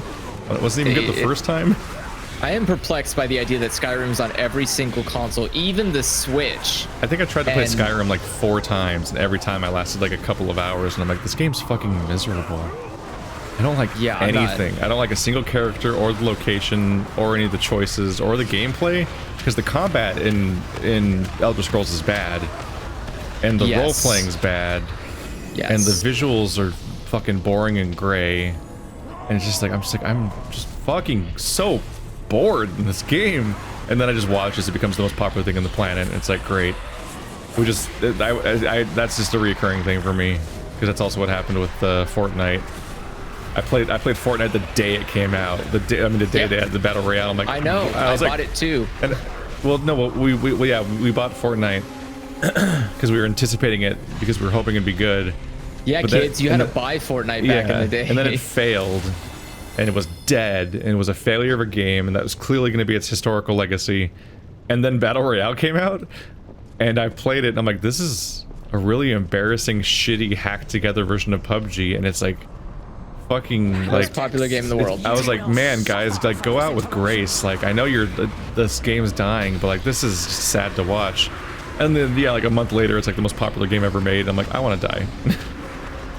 Well, that's unfortunately the I never understand what's gonna happen. I'm gonna need a spot. What does that mean? You need to stand in the way. Stand in the way of what? The beam. So prevent the zealots from getting hit by the purple beam.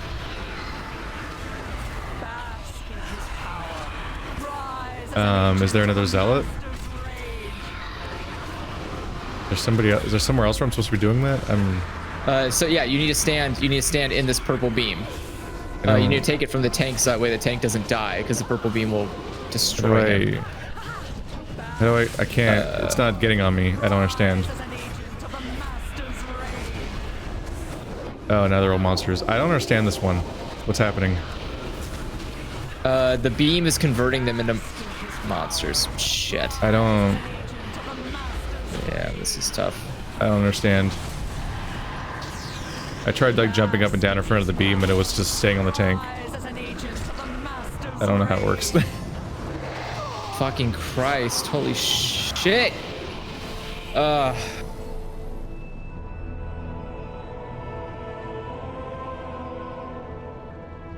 Alright.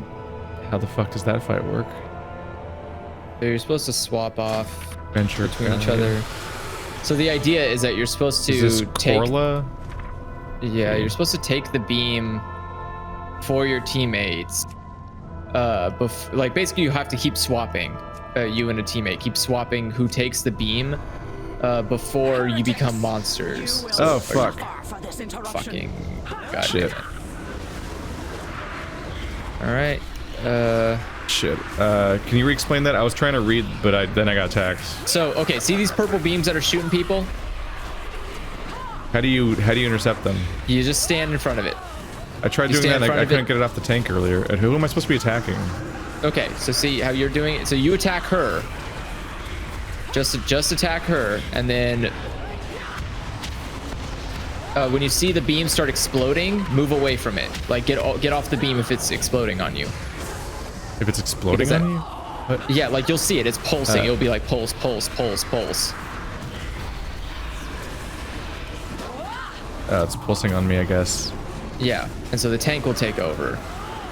Oh, you have so you have a buff you're trying to stop from hitting 100 on your character. Yeah. Sorry, it's hard trying to explain something in the middle of combat. Everyone just assumes you already know what it is, and I'm like, this is incredibly obtuse to just learn on the fly. This is not a great dungeon. It's a completely unique mechanic I've never seen in a while. This is a good example of why I like the Pandarian dungeons more than I like these dungeons. Is because in Pandarian, you understood the basis of what was going on. Dodge the thing on the ground, or else it would knock you out. Easy. Even if you fail it once, you're fine. It doesn't wipe the party. You'll recover. You learned a lesson. All right. But this is like, oh, if you don't learn it correctly, it will wipe you. That's it. Game over. It's like, and nothing makes a team come together more than failing. Do I think that if Bethesda offered Obsidian a chance to make another Fallout, they would throw it back in their faces? No. What? No. Obsidian would be like, oh my god, we get to keep working? Do you know how much money Obsidian needs to keep alive as a company? Yeah, like Obsidian, Bethesda just rolls in money and has no threat of ever dying, like Blizzard and so on. But Obsidian, why do you think Obsidian has to constantly struggle to keep going. Like, if you watch the No Clip documentary about Outer Worlds, you'll find that like they made an entire planet they had to scrap because they weren't going to be able to finish it in their budget and time limit, and they had a 6th party member they weren't going to be able to do either, even though they already fleshed out their entire story and everything. So they had to just cancel that entire planet and character and replace the 6th party member with like a robot that doesn't have a story. But I like that robot. Yeah, but like there was going to be a character there. And like I didn't use any of those. That was like the quickly thrown together solution they had. I did think it was weird to get the robot running. Character. It was like a really shitty mission to be like. There's gonna be a whole other planet too. Like it's a struggle surviving and getting things done. And then you have stuff like I guess we're going this way. Or who's going? Wait, which character's saying that? Oh, that guy's going this way. That shit. Yeah, being a AA developer or like a company that makes vaguely AAA games but is actually technically indie or whatever is like a super precarious life, and they have to take whatever they can to keep going. I think about like how like people thought of like platinum games as like this critical darling that would make the best games continuously and forever, and everyone loved them or whatever the hell. And like they made Bayonetta and a bunch of other things that people liked, and so you would think that they were fine, right? But like Nintendo had to buy them out. Yeah, because they were working on Scalebound for Microsoft, and it got canceled, and as a result, they were about to literally go under. Yeah, that entire studio is going to be gone. But it wasn't Nintendo that saved them. What saved them is that Nier Automata was so successful that it completely turned around the narrative of how that company was turning out. Because that company was going to be fucked. I thought Nintendo did buy them out. They did, but that was afterwards. Oh, I thought they bought them out because of that. Actually, I don't know if Nintendo bought them out. I think Nintendo might have just bought Bayonetta, or like became the publisher for Bayonetta. So I think Nintendo basically decided that they were going to fund Bayonetta. Well, I think what it was is I think they made works for them or anything. I think Platinum is a second-party developer. I guess Bethesda really screwed them when they made New Vegas. That usually happens. I think about like there's a parallel Bethesda to the New Vegas everybody. story. Have you seen like the new Doom? Well, have you seen? Well, what happens is they always like there's an ongoing thing where they often like request that X company makes game for them that's a sequel to their other IP, and they have to do it very quickly within a time constraint. There's like a bunch of limitations, and so like the result is often disappointingly compromised because they're unnecessarily strict on this like outside company. But hey, they usually get funding and all that, and it works out, so it's usually worth it, even if the product suffers. But the what I think about is, like, I'm playing KOTOR right now, and like KOTOR 2 was made by, I think it was Black Isle? Yeah. Or like another, it was another company like Obsidian that like is exactly that kind of like AA kind of indie RPG developer that has that like is helping a big AAA backed developer with their RPG, but like they're like indie this studio with this a little AAA side budget. But like this little side studio has like way better credentials and history than the real company does. Like how Obsidian is just like a better RPG developer than Bethesda, just full stop. Arguably a similar thing was true for the people that made KOTOR 2 compared to BioWare. But it's like, well, Bethesda and BioWare are the ones that have all the funding and backing, so like they own these IPs. And we had two back-to-back cases where only a couple years apart, where like a game came out that was kind of a new game. In Fallout's case, it was more or less a new game in an old setting, but like Fallout 3 was very different. And then they're like, oh, we need to capitalize on this success, but that'll take too long. So hey, weird side developer, make like a quick sequel to our game that uses like the same engine. And oh my fucking god, what just happened? You have to get him out of the fire or else he'll wipe you. Hank's job, right? So like he just didn't listen, I guess. Said a word thank you. What? Weird. I guess he just didn't get it. He said it before we even did the boss fight. Yeah. Wait, no, he said a word thank you in response, so I think he thought he got it, but then the reality of it was like like, oh my god.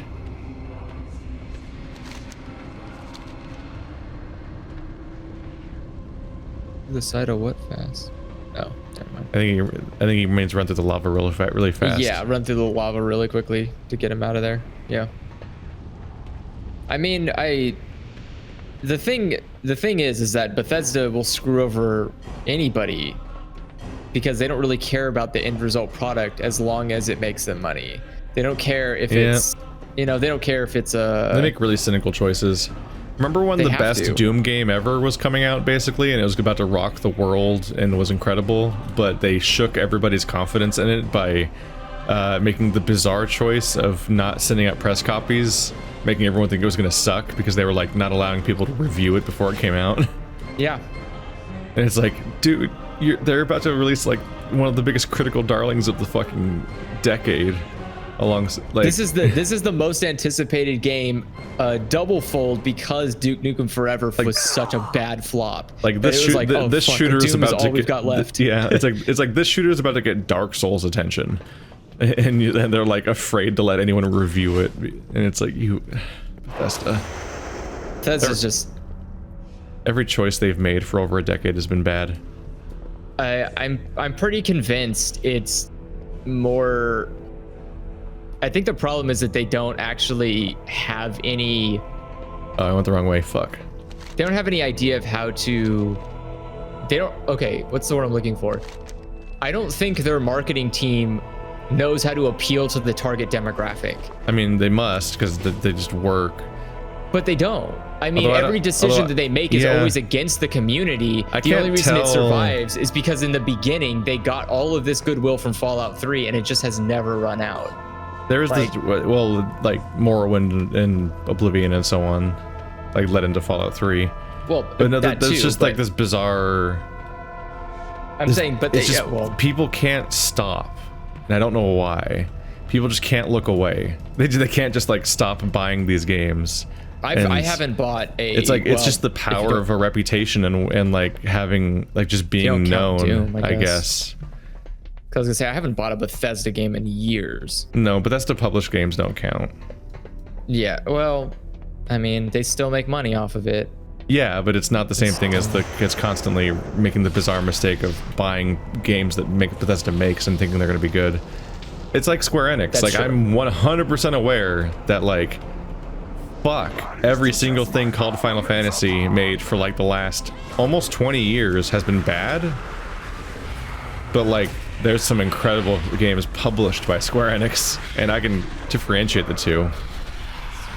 Oh my god. Wow, you're really pushing Big pains. Yeah, get these healthstones. Shit. Because like they publish like the Tomb Raider series and Life is Strange and so on, and like those are all like better quality products than their takes on Final Fantasy have been. Like Final Fantasy 15 and 13 and 13.2 and 13.3, which somehow that was a trilogy for some reason. Lightning was just such a compelling character that they had to like tease us with her absence for an entire game, then bring her back to roaring applause. Oh wait, that didn't work out, did it? Or maybe it did. Do you remember that game? Maybe the sales were great anyway. I don't know. No, they weren't.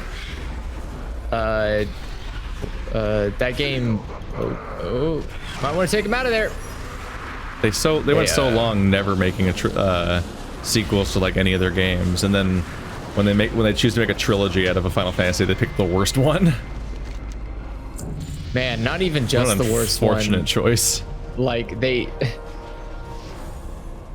only likable character in that entire franchise was Saz. It was Saz, yeah. The dad. Because he had no fucking time for this shit. He was like, I'm just here for my kid. Y'all are crazy. This poor guy just wants to save his son, and everyone's a fucking deranged anime character around him. Right? This poor man was just like ripped from a different dimension, and he's trapped here. It's like, have any of you seen my boy? My boy. I'm just looking for my boy. His only weird trait was the bird's nest hair, which is odd. Yeah. But whatever.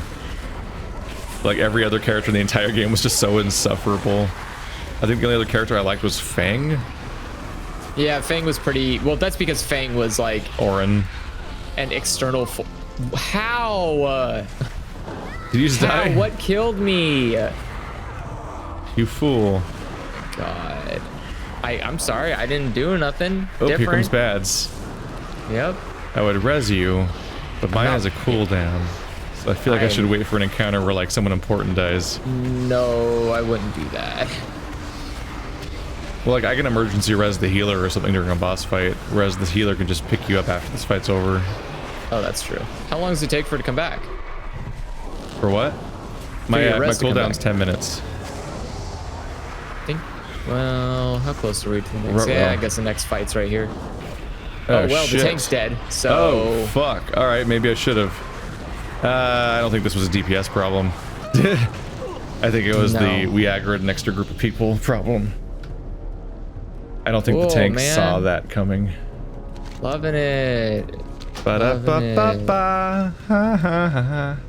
Fucking goddamn tank is brand new to the game. It was planned before they released 13. The trilogy, I don't think it was. I think that is incorrect. If that's the case, then they really should have reread the script before they greenlit 3 fucking Final Fantasy games. Oh fuck, there's a quest over here. No, it's you have to bring it stones. No, there's a golden quest back here. What? I didn't pick up somehow. Oh. Fucked up. Oh shit, you can't go through here. Oh fuck. I really wish I could go faster in this dungeon. No, I think chat's thinking of Final Fantasy 13 Agito and Final Fantasy 13 Versus, which are not Final Fantasy 13 3 and 2. That was a different. That was Fabula. Yeah. That was Fabula Nova Crystallis. Was the original Final Fantasy 13 trilogy, and those games both came out. They did come out. Yeah, they're called Final Fantasy Type 0 and Final Fantasy 15. Weren't they also not great? Yeah, those are terrible games. I think it might be the Kingdom Hearts guy. I lose track, but the combat and story in both those games is awful, and everyone keeps dying off camera for some reason in both games. Like, and I don't know why he thinks that's a good storytelling, but he keeps doing it. I did see that 7 is also not getting universal claps that I think it was assuming it was going to get. But even if it was planned in advance, like, that's such a hilariously bad choice. The plot of 13 it's so embarrassing to be like in the middle of developing 13 and be like, so, oh no, don't run back to me, tank. Motherfucker. Why did he run back to you? God damn it. The tank aggroed like dudes and is dying, and he ran all the way to me and aggroed them on me. So then I died again. This party is a mess. This party's a fucking mess. I think the healer must be with this tank, because there's no way you would stay. This is a mess. Like, if it wasn't for us recording, I would have already quit. I'm just imagining like the Dunning-Kruger going on there of being like in the middle of developing 13, like, wow, this is our masterpiece. This is the best Final Fantasy we've ever made. Let's make three of 10. them. Like, this has been the best game since 10, so we're gonna make a sequel. Yeah, we've only made a sequel like once ever, but this one gets a trilogy. And it's like, then it comes out and everyone's like, oh, these characters in the story is all bad. It's like, good thing we made 3 of them. We thought, they're like, we thought we made the best character ever in the form of Lightning. Like, she's such a great character that they're not. I think Lightning like, not is only, a great character conceptually because she fits the anime stereotype to a T, and that's how you make them sales. But because like not only her character was devoid of interest, so the fanboys died out real quick. She has almost no personality or likable traits or really anything, and she's in a terrible game story, so there's nothing to save it around her either. But just like all she does is spend the whole game being fucking mad at a blonde like bro. they thought they made such a hype ass character that they made an entire game that's all about blue ballsing you about her being gone, like you're supposed to care. And then bring her back in the next game and call it Lightning Returns, like it's a triumphant return to this beloved character that you were praying would be dead. And in the meantime, they did like brand deals with like makeup or clothing companies where she was like modeling their clothing. Yeah, that's what I said. They did really good on they were doing that in real life, and it's like, what the fuck? This character doesn't deserve any of this shit. What the fuck she is a very well-designed character. He was like getting fits printed the on anime skyscrapers, modeling some fucking. I don't even know what company that was. Why? But like Why would she not? Giorgio Armani. My dad knows him. She literally is perfect. She just doesn't have character. Like that's the thing is. Such a long run, and our tank killed me and made me start it over. Aggroed someone and ran towards me, and so I died too. And he keeps running ahead of me because he's got fucking magic paladin mount. He's sad boy. It's been 1 week. Come on, fucking hurry up, dude. Yeah, it's been. Oh, I know why I don't have a helmet. It's because I have, I currently have a helmet on, but I have it invisible. Yeah, you transmogged it. Yeah, so I'm not allowed to wear helmets at all. I think I showed you at some point that it wasn't, that you could do that.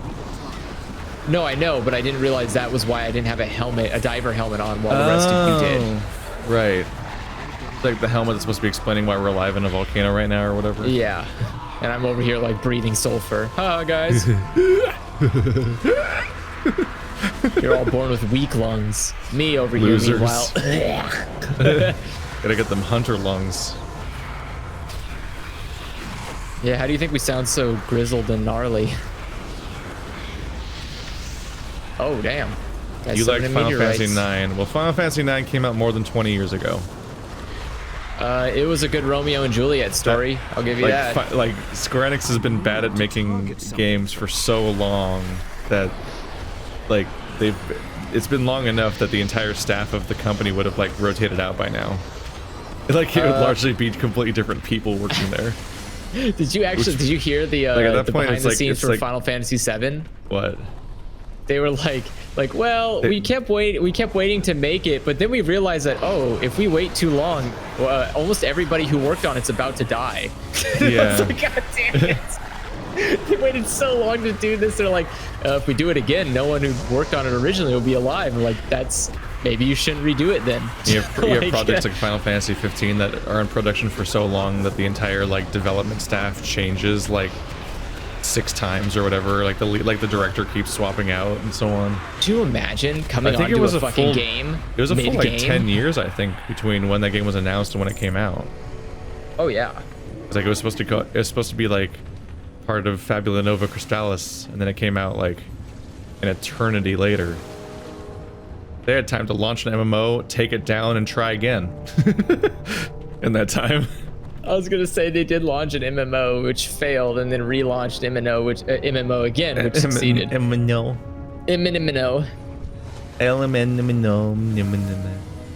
Square Enix is an impressive company that, much like Bethesda, has a lot of goodwill, but for some reason, I don't see where they earned it, or like I don't see where it is. I don't see where that goodwill gets them, because it looks like their game's a poop. But I also am not the target demographic for them, so I tend to just, you know, it's like one of those things. I think that's the reality of it also too, is just like with both Fallout and Square Enix, the people who say that their games are bad are like a really vocal minority, and they actually like have a satisfied fan base of some sort that I'm just baffled by. Because yeah, like when I was like, oh my god, can you believe how bad Fallout 4 is? Every time I talked to anyone about it, they were like in the middle of loving it, and they were playing it so much every day, and like really like it was like their favorite shit, and like they're like so happy such a great game came out. I'm like, what? Oh no, here comes all the Final Fantasy nerds. It was only when I talked to Stephanie recently, when I found out like her experience when Fallout 4 came out was that she like played it for like 2 hours and then stopped and cried. Oh man, because she was so disappointed by how bad it's like. Because she was like so looking forward to it. She has like a Pip-Boy. She had on her old car. She had a Pip-Boy on her vehicle, like as a decal and stuff. Like she really liked Fallout. No. And then 4 came out and she was like sobbing that it was so bad. And I'm like, oh my god, somebody knows, someone else who feels how bad this Todd is. Howard's just sitting there like, because I would talk to like Marty and other people, and they'd all be like, "Oh, this game's great." I'm like, I don't understand your brains. We must fundamentally want different things out of this game, because I wanted like writing and an RPG, and didn't get either of those. That's how I feel about Doom, the new Doom. I keep looking for people who hate it, and everybody's like, "It's great, it's a masterpiece." I'm like, it is? What? I hate this Doom. I think there's a common consensus, or at least I keep hearing it a lot, that Doom Eternal is less good than Doom 2016. But I think a lot of those people like it. I don't mean less good. Doom Eternal is a fucking abysmal game. I've heard people speak poorly about the platforming, the story, and that one enemy that people are mad at. Fucking story exists. Well, like parts like the Doom guy speaking and being really lame, going like rip and tear. It's like, oh god, you make him a voice actor, and it's not Wait, complimentary. That was the Doom guy saying that? Yeah, that flashback was like the origin of Doom guy, and it's like, oh my god, I didn't even realize that was him saying it. That's how fucking bad this game is. Because it was unrecognizable as being him. Yeah, well, because he doesn't talk. Why the fuck would I expect to hear him talk? Like, yeah, it's I've seen that one line play, and I'm like, oh, that's not. You're really bringing Doom guy down a peg with this cutscene. But also, you can't really open a game with like Doom guy, like somebody trying to tell Doom guy like a briefing and tell them the story and everything. And then he like, I don't know why you need to tell a story for Doom guy. He like ow. I don't care where he came from. I don't care if he's even human or not. Fuck it. I'm talking about the whole thing where he throws away the. I'm trying to explain like you can't. It was a mistake the previous game made too, is that it starts with Doom guy like throwing away the story. Like this guy's like, oh, here's what you need to do, blah blah blah blah, and then he like throws the monitor away, and everyone praises that cutscene. Yeah, that was great. But what people often didn't talk about was the fact that later in that very same game, that exact character forces you to just sit down and talk, listen to him talk for like 10 minutes, and it's like, oh, I hated that. Shut up, hate it. I It's like it contradicts the entire thing that they set up earlier, about like blasting past the story and having to deliver it all through like quick little cadences and whatnot. Like little animations from Doom Guy. Like one of the best moments of the game was when you're stuck in an elevator for just a moment and Hayden's like, I assure you this is all for the betterment of mankind, and then Doom Guy sarcastically, like, because you're looking through his eyes, looks down at the mangled corpse of a person that's in the elevator with you, and it's like, they're being subtle, and it's also like a funny, quick, like fast-paced cutscene that's just like shitting on this Hayden character. But then like later on you just have to sit in Hayden's office and listen to him talk for like 10 minutes, and it's like, wait, was this made by the same people that made the other part of the game? Yo, I'm getting real fucking tired of this shit, dude. So seeing that Why the fuck am I dying? Seeing that Doom Eternal's full of like weird cutscenes and shit, I'm like, oh no, what are they? They're regressing. They're supposed to not do this. Doom Eternal does have a lot of confusing decisions, especially in the plot department, where I kind of like, wait, why do you have one? Why is it relevant? Why do I care? Why is it not in text form, which is the only way to deliver plot in a Doom game? It's weird. I also really hated. Hey, I just looked over and somebody showed up and was like, what's up with this Final Fantasy hate? Fallout 4 was great. Fallout 4 is better than New Vegas. And he's like, okay, enough of this stream. And I presumably laughed. I'm like, yay! It's one of the wrong people.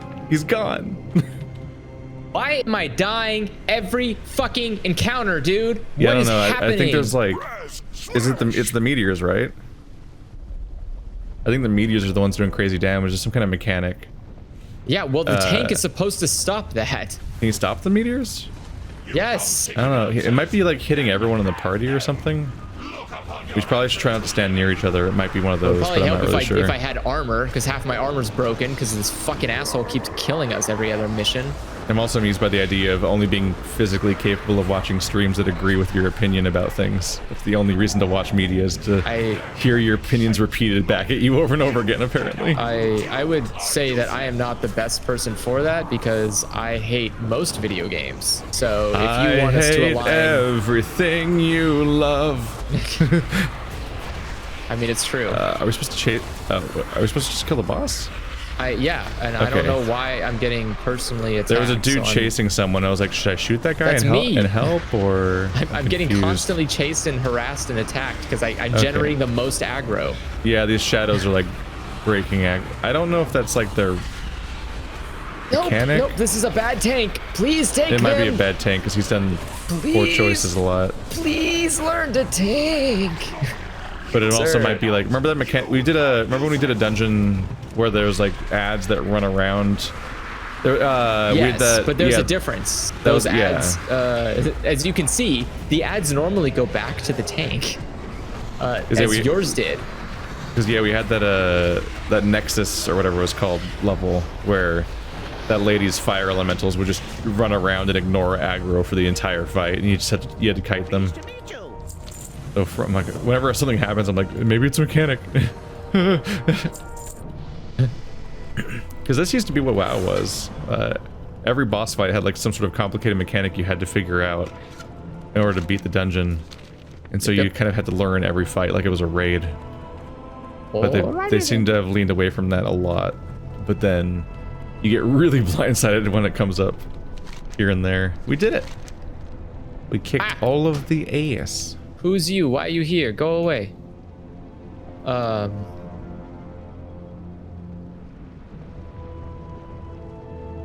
Yeah. There's people in chat saying that vanilla Fallout 4 is trash and you need mods and everything. It's like, yeah, weird. Weird how this company has so much like fucking goodwill. They can just put out games people apparently just don't like. And they'll just make a better game out of it. And it's like, there's good games. You could just buy a good game. That's so much work. I saw like the news where it's like, oh, Assassin's Creed Valhalla is only going to be 4K 60 FPS. I was like, just ask the fucking Bethesda modders. They'll fix it for you. Only 4K 60? Huh? Why are people... the Assassin's Creed Valhalla will only be 30 FPS at 4K. Oh. I was like, why would it be... Which I was like, what do you mean only 4K 60? What else? exists. No, oh yeah, 4K. 4K I assume you're 30. talking about console. Yeah, on console. Yeah. And I was like, just if you ask the Skyrim community, they'll mod it into being 4K 60 FPS. Well, they can fix anything. They fix Skyrim. Well, the idea is it's console though. You can mod a console. Yeah, but it's usually tied more to like the performance limitations they run into. Well, Microsoft promised that every game can run in 4K 60 FPS natively, so yeah. I don't have that console. And other games, like other games that they're releasing. I was not gonna repurchase my Xbox and PlayStation. So I'm not purchasing another console that's not Nintendo based ever again. I've completely skipped this in between phase of like, all the games are shinier now for only $600 or whatever. Yeah. No, I'm done with consoles. Unless they're Nintendo, there's no reason to buy them. Everything's coming to PC anyways, and it turns out 100% better quality when it comes here. So why? Why am I gonna pay $600 for a half-ass PC machine? And I could just not. It makes like again, I guess it makes sense for people who don't want to invest in a good computer, but I've already done that. So, and I have computer. I'm not talking to you. Shut up. So I don't know. And it seems weird because I have so many games on PC, and I keep getting them for free. Like they just keep handing me games for free. Whereas console, I rarely get free games unless I pay a $60 a month premium. And then even still, I don't get them. If I stop paying $60 a month, the free games go away. It can be interesting seeing like what the most popular mods are for a game. Like sometimes they speak to a particular inconvenience that they just want out of the way, or like a commonly agreed upon flaw of a game or something.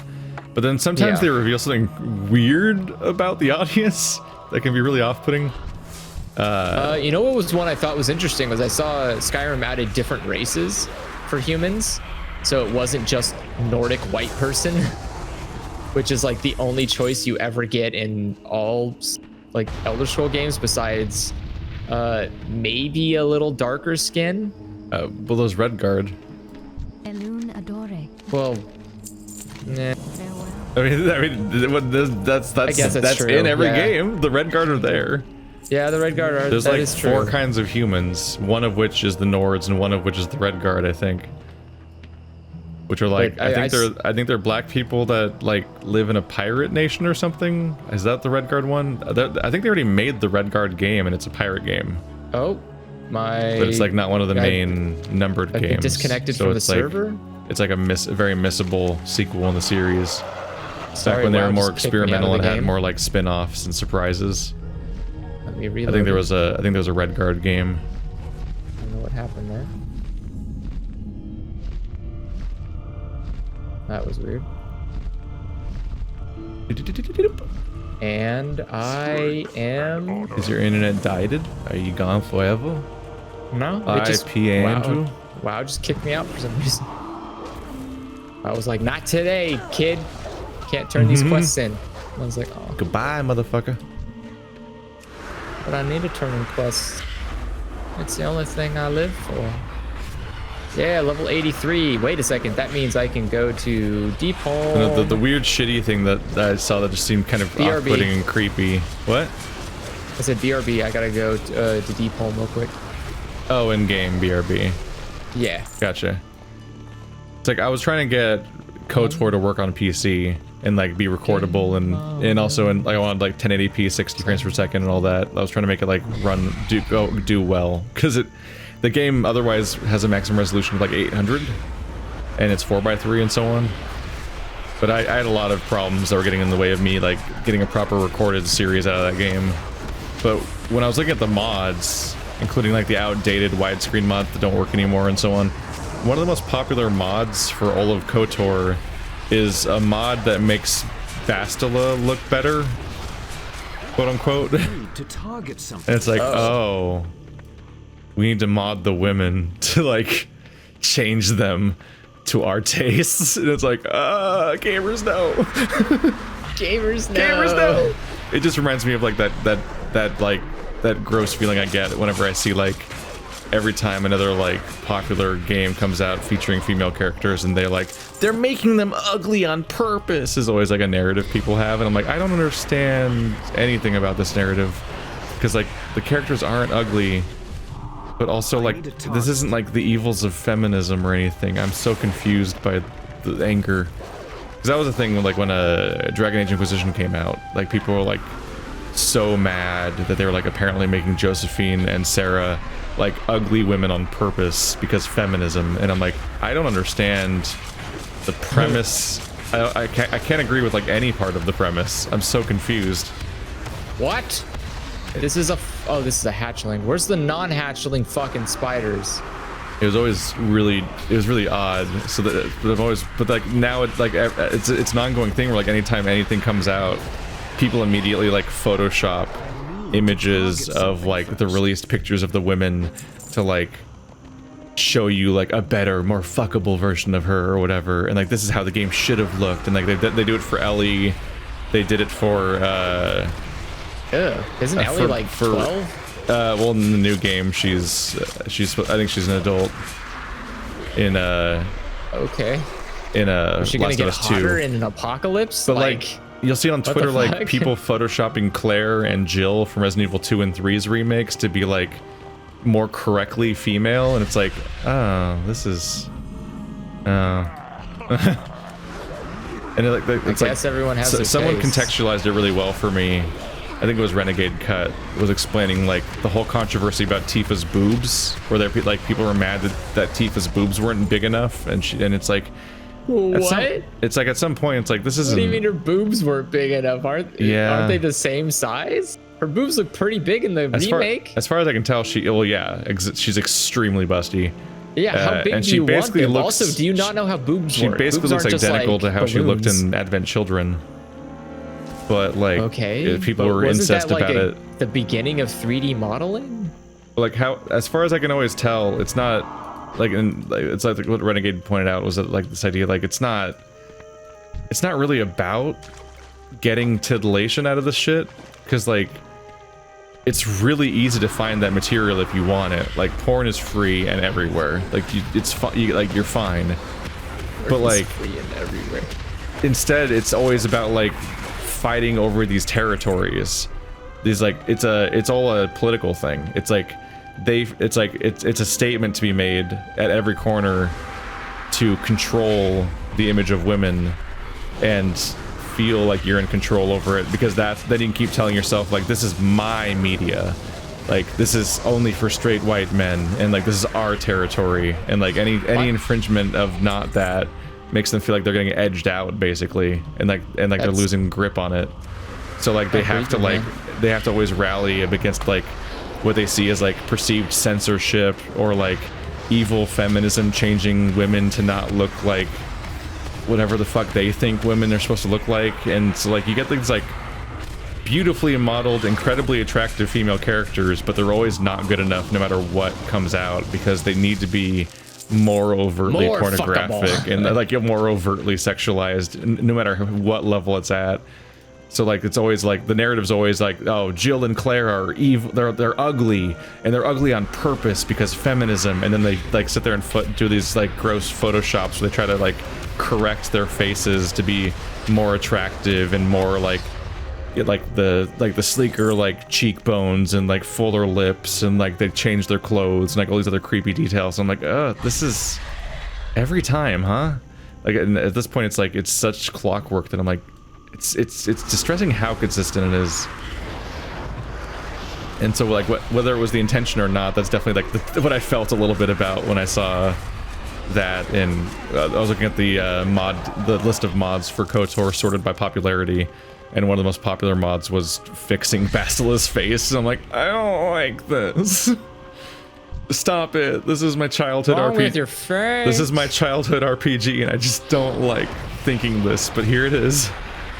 Like, oh cool, they got this one too, huh? Like, you gotta fix the women so they conform to my standards as a man. It's like, why? Also, it's really fucking weird to like high res mod like a character in a game and have nobody else look like that. So it's also like bizarre that it's like that does sound very creepy to me, where you're like, yeah, you're like, you have this like weird princess character. I dug deeper. Isn't she beautiful? Yeah.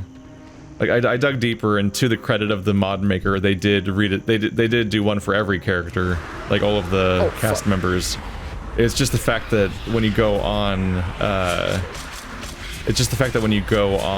the website, the most popular one by a mile is Basilisk, where it gets weird. And it's like, Basilisk's not even your first party member. Like, for hours, you're stuck with just Karth. And they're not like, I need to fix Karth. They're like, no, I need to fix Bastila. Sorry, I need to find where the stupid fucking spider is. Because like, you have Karth for hours, and you have nobody else. And then you get Mission in Zalbar and T3M4. So like, and then you finally get Bastila, if I remember the order correctly.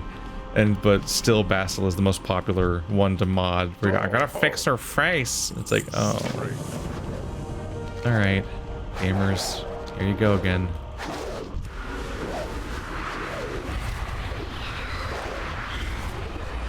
But yeah, no, there was a genuine like fucking boob gate going on over Tifa. Like, people were so fucking mad, and it was so bizarre to watch until you remembered that it's like, oh, it's like angry nerds fighting over what they see as basically their territory.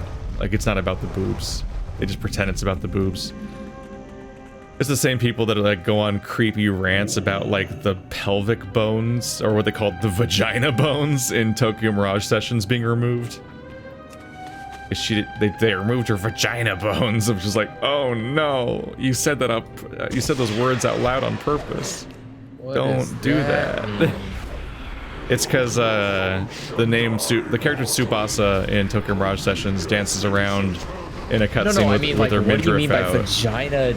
Well, that's what I was gonna say. Like, she's dancing around in this cutscene, and her midriff is exposed because she's got like shorts and like a bra sort of set up, like a sports bra and so on. And so like, since her midriff's exposed, in the uncensored version, she had a V. Like on her, like around her belly button, like on her hips. Okay, so she has like, yeah, she had like a V. pelvic, pelvic bone. And then in the Western version, she didn't have a V, and they're like, bring back the vagina bones. I'm like, I don't. What the fuck? Why is this a controversy? What the fuck? Because that was a thing, and I get exposed to this shit constantly because. I get those people in the comments. I have to deal with those people in the comments section because I'll play a game like this, and then like all the people that are mad about the thing keep commenting on my playthrough about the thing they're mad at that has nothing to do with me, but is like the background controversy, so I get to hear about it constantly. And I'm just like, y'all are creepy, and I don't endorse guys, this. That's great, but I don't fucking care about the vagina bone. I'm here to do other kind of bones, like bone these enemies and kill them to death. My bone club. That is weird. I remember seeing the video, like we watched some some of the singing videos. I remember we watched one in Japanese, and I remember you were telling me about this controversy before, and I was like, oh, okay. Like, it wasn't even something I was like, yeah, it wasn't something to me. It's hard to accept that it even exists because you're like, what, really? Fucking why? I don't care enough, dude. Like, it's I mean, don't buy the game then. Do you know how many games I don't buy because it doesn't look good to me? Just do that. I don't know why you have to buy every fucking game. It's fucking hilarious though to think of that being like the deal breaker. I can't buy this game. They removed the vagina bones. How do I mod back in the vagina bones? I mean, if that's, you know, and again, if that's what's important to you, I'm not gonna tell you it can't be, but I don't think. But I will laugh at you. I don't think you should like harass or demand somebody put something back in because you're unsatisfied with missing vagina bone or vagina bones. Where did you go off to again? I went to Deep Home so I can get my cool spider. Your cool spider? It's like where you want to go tame one. Gotcha. Yeah. And I can only tame it in here. I will be. I got it. Back. So now I'm heading back. I'm back. All right, and then where is the portal to... Oh, right, I need to queue. Hold on, I gotta... We just did Blackrock Caverns, right? Yeah. Yeah. Ooh, we suddenly have 4 more Mists of Pandaria instances, because you hit How much 82. muns I got? I almost have enough... Wait, I actually might have enough muns after selling all this shit. Like, I think about, like, how... When, what was it? When Birds of Prey was coming out, remember? Yeah. And, like, there was 2 very diverse takes happening. Which is like, one of them was like, oh, seeing these outfits is doing things to me. It was like a take people had to the cast of Birds of Prey. And then there was like, they're all ugly and they're not allowed to be feminine and they've been ruined by feminism. And I'm like, I'm so confused. Sir, this is a video. This is a movie. Like, are we saying, are you saying you don't think any of the Birds of Prey are hot? Are you sure this isn't a you thing? Are you sure you're not like accidentally admitting something about yourself? Because like, I mean, it's fine. Like we're all accepting here, but it is weird to be like, I demand them to be hotter. I'm like, look, it's okay if you don't think they're hot. That's fine. Yeah, but like I feel like it really feels like it's like, if he's not attracted to any of that, and he's like, no, then at some point it's like I'm sort of wondering like, is it how they're dressed, or is it that they're women? Could you imagine? Are you sure you like women? Is like putting this level of demand in real life, where you're like, I demand every person I interact with has to be this level of hotness, and it's like, sir, the real life, not great, disappointing mostly. I remember we went and saw that movie, and Stephanie was like, oh baby,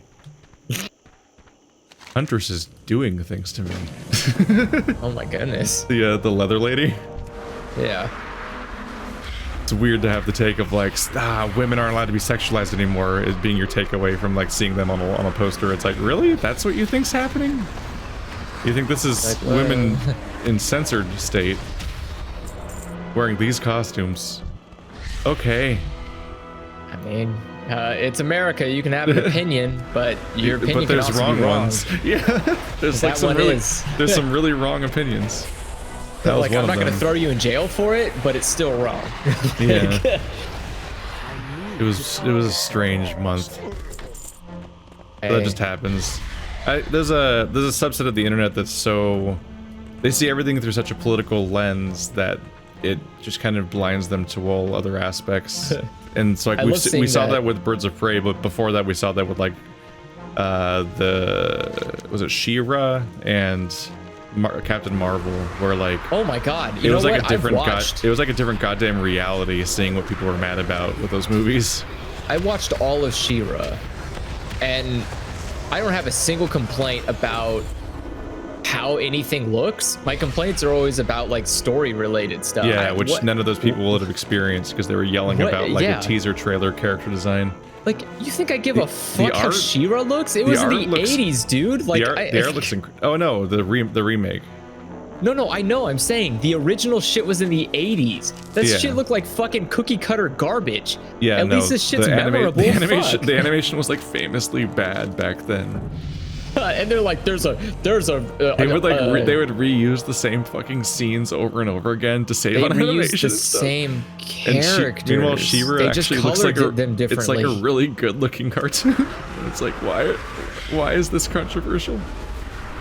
Why isn't the children's cartoon fuckable? Well, because there's a guy with a heart on his belt, so he must be the gay bait, and you can't have the gay bait in the straight show. It gets so toxic too, like distressing.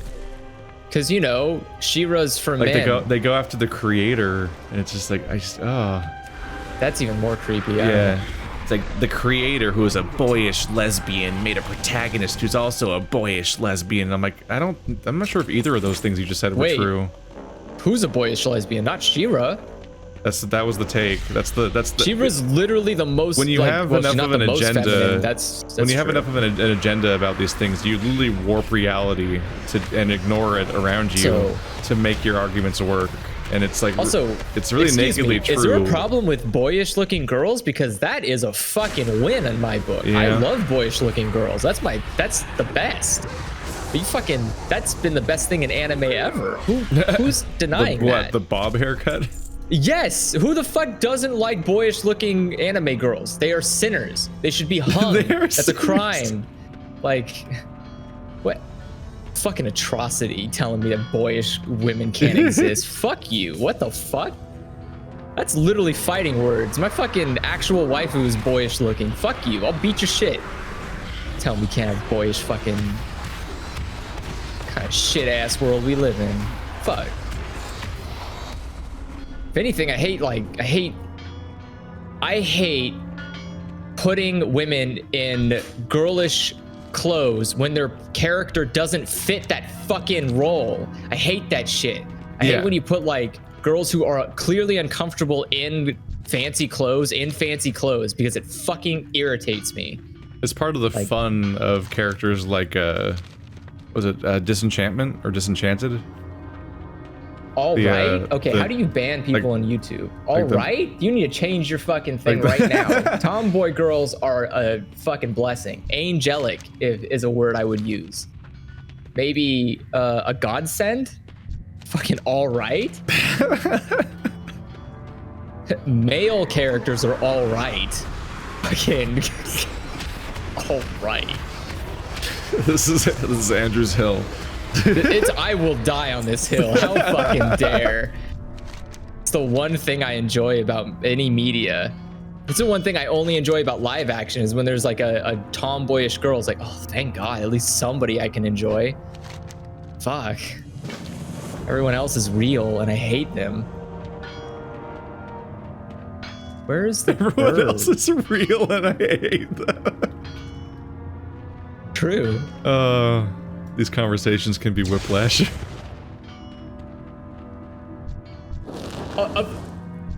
Right. Fucking Casca's the best example. Who hates Casca? Fucking. Oh God, you know who hates Casca? Fucking terrible people. Terrible people who probably died in Berserk. That's who hates Casca. She is the only fucking interesting female character in the entire Berserk series. Casca is Berserk. Shit. Yeah, I was like, you know, the fucking cool ass mercenary girl who beats the shit out of people. Like, yeah, no, I'm well aware of who Casca is. There's just so much anime to search through in the brain that I'm just like, it's just I'm just so used to characters not being characters I know. I can't believe I didn't default to using her as an example. I didn't even register wait, Casca's from Berserk. One of the very few characters at the moment. I hope, you know what, He-Man's gonna be shit unless they make it a meme. I just reached the eclipse. Eclipse? That's where Deluxe Edition. That's where Deluxe Edition Volume 2, Volume 4 ends. Oh my goodness, is the eclipse starting? And it's like, that's a place to leave off. We'll be seeing how that turns out. You'll finally understand my tattoo. That comic is so fucking mean to Casca all the time so far. It is, but she's just like the worst things keep happening to her. I'm like, oh no. If I could uninstall Reality, I would get a better version. Absolutely. If I can uninstall Reality and reinstall Anime OS, I'd be all about it. Anime OS.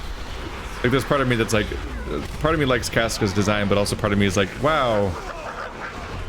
Sure is a lot of like rape threat going on this show constantly. Yeah, I mean, I get it, because in one hand, that is probably very real. I imagine before times, like, wasn't great to women at all, literally ever. But also, yeah, but then you get like the monster, the monster with like the barbed tentacle coming at her, and I'm like, all right, this poor woman is just made to suffer. Apparently, like that's why she was born. I'm like, you can chill. There's so many other characters you can torture on this like you wanted to call it a show, even though I'm reading it, and also there basically isn't any version of good show for it. Yeah, it's a comic. What do you think the word manga means? Yeah. Do you think manga doesn't translate to comic? Yeah. You can't. It's like saying you can't call an anime a cartoon.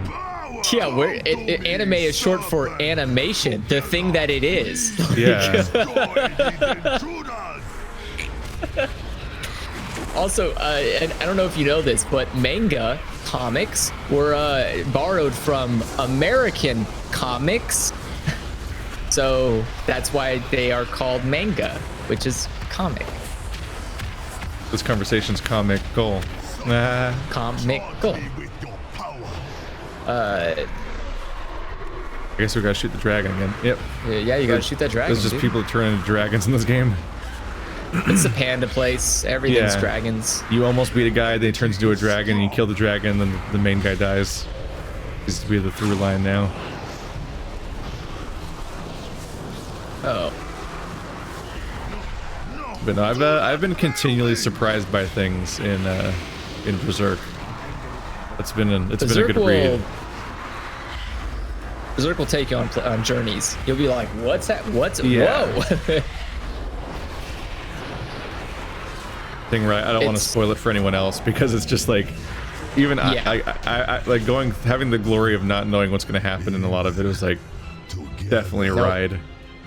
That's why, Berserk is really, I love Berserk, and it's the one thing I try not to say anything about if I can. Like, yeah, even when I try to explain my tattoo to people, I don't want to tell them what the context of it is because that is a spoiler in Berserk. No, so no, I only just recently found out anything about that. Yeah, but I never told you. I never told you a single thing about that, about the context of that. Yeah, your Bloodborne tattoo. Fuck you.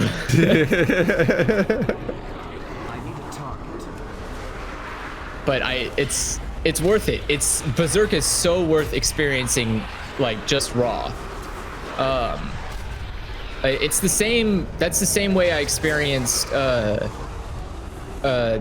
reason I feel so strongly about that is because the way I experienced Berserk that way myself, but I experienced Gurren Lagann that way, and the ending of Gurren Lagann is only good if you experience it without any context, like no one saying anything to you, and it's just and that's I want people to feel that way reading Berserk, so it's easier to just say nothing, just like, oh, it's from this comic, you can go fucking read it, but that's it. I can't say no more. My only thing is that they'll introduce a character, like villain characters that have like a really cool design, and then they'll have them like change, and I'm like, oh, I go back. Like, there's a lot of villains where I'm like, I want to hit the change it back button, like that, like, oh fuck, go back button or whatever. That's like the meme. So a lot of them were like, oh no. Yeah, you're like, forward, more creepy, go back, too creepy. Like, reawaken after all these Berserk is worth the read if you've got time and a desire for a really heart-pulling story.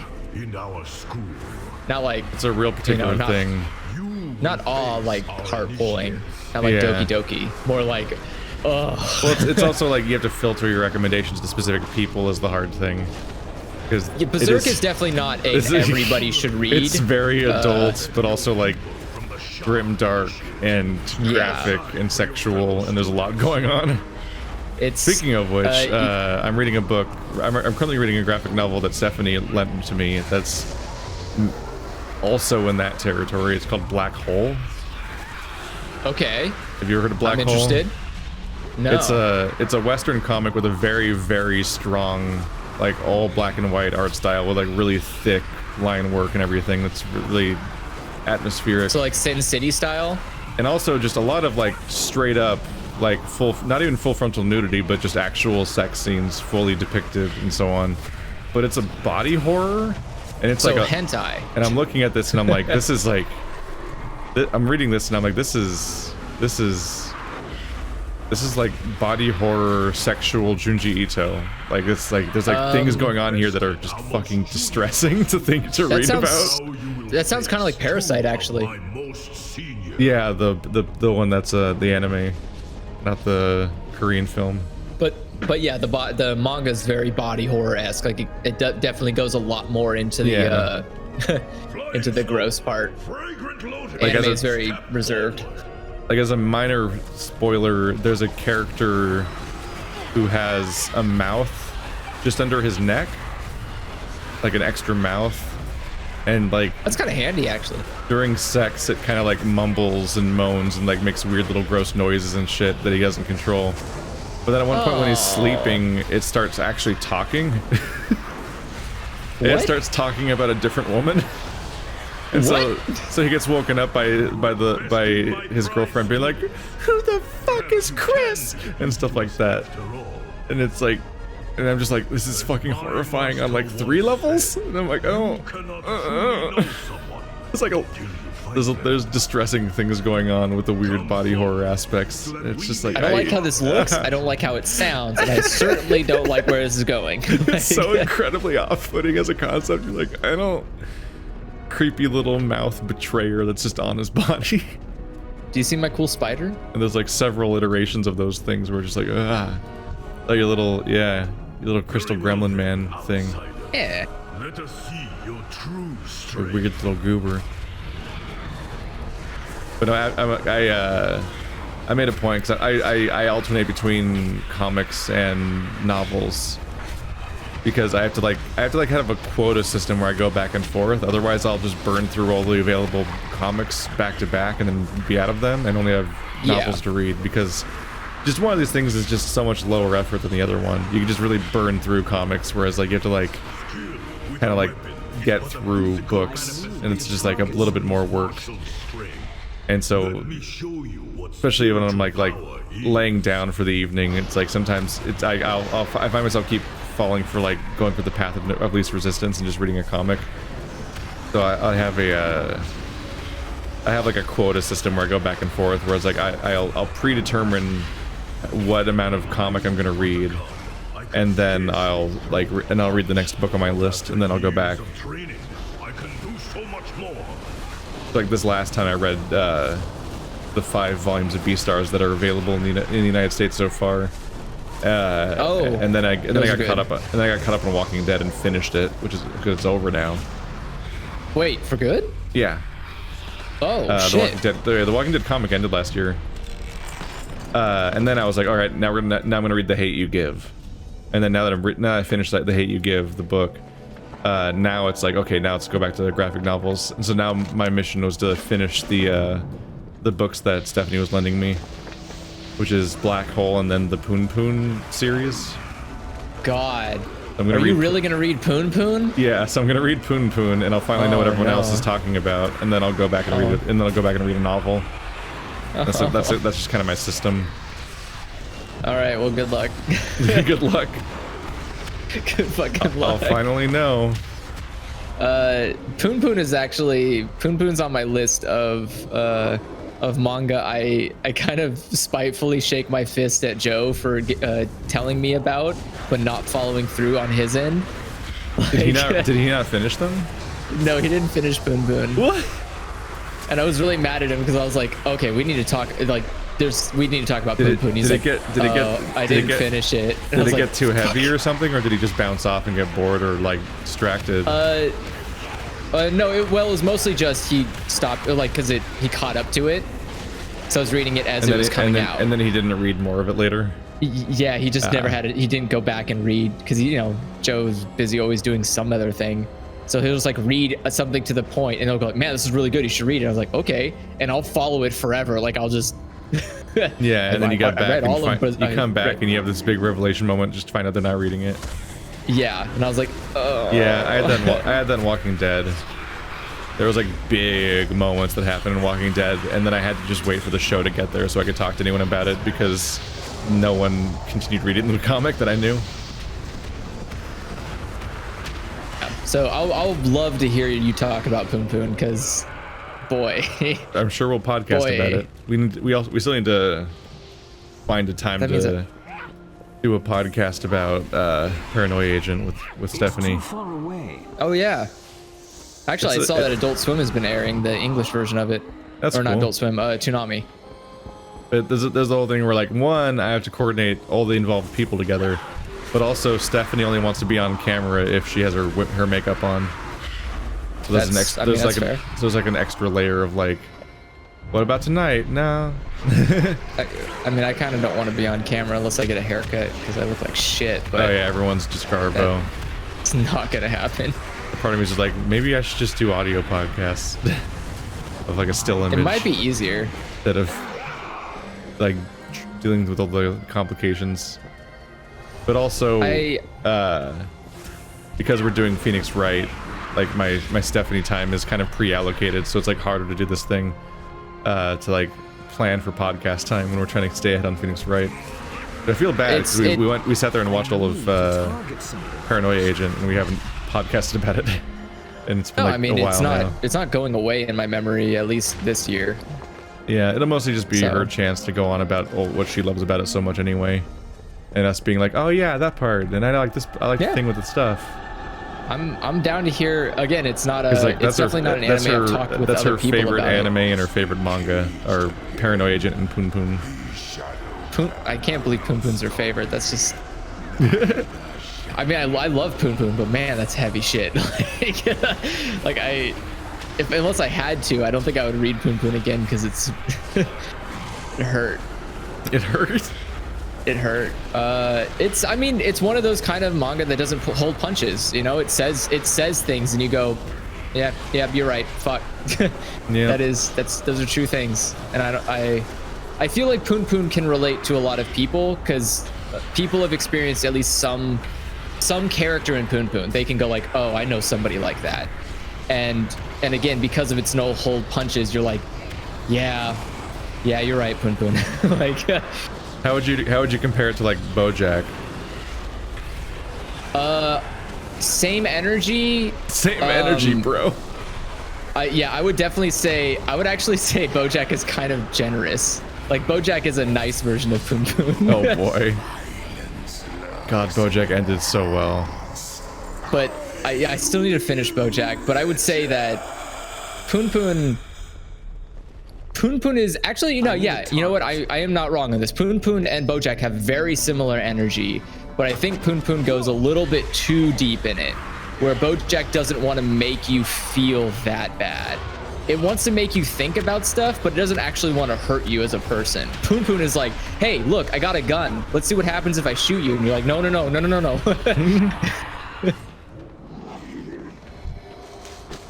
Put the knife in and twist. Oh, I just saw the weird floating body. All right.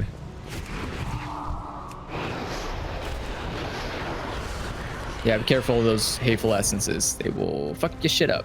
No, I appreciated how Walking Dead ended. That was interesting. Well, I heard on some level it was a little rushed because I think they decided they wanted to end it on Compendium 4 because I guess the most popular way to buy Walking Dead is the Compendiums. Oh, which is like that makes sense. A giant, make sure you don't have like an awkward size. Yeah, you don't want to have like awkward like 4 compendiums and then volume 33 or whatever, like just in a different format next to it. Yeah, because it was time for the 4th compendium, and each of them's like 50 issues long or something. They're big chunky things.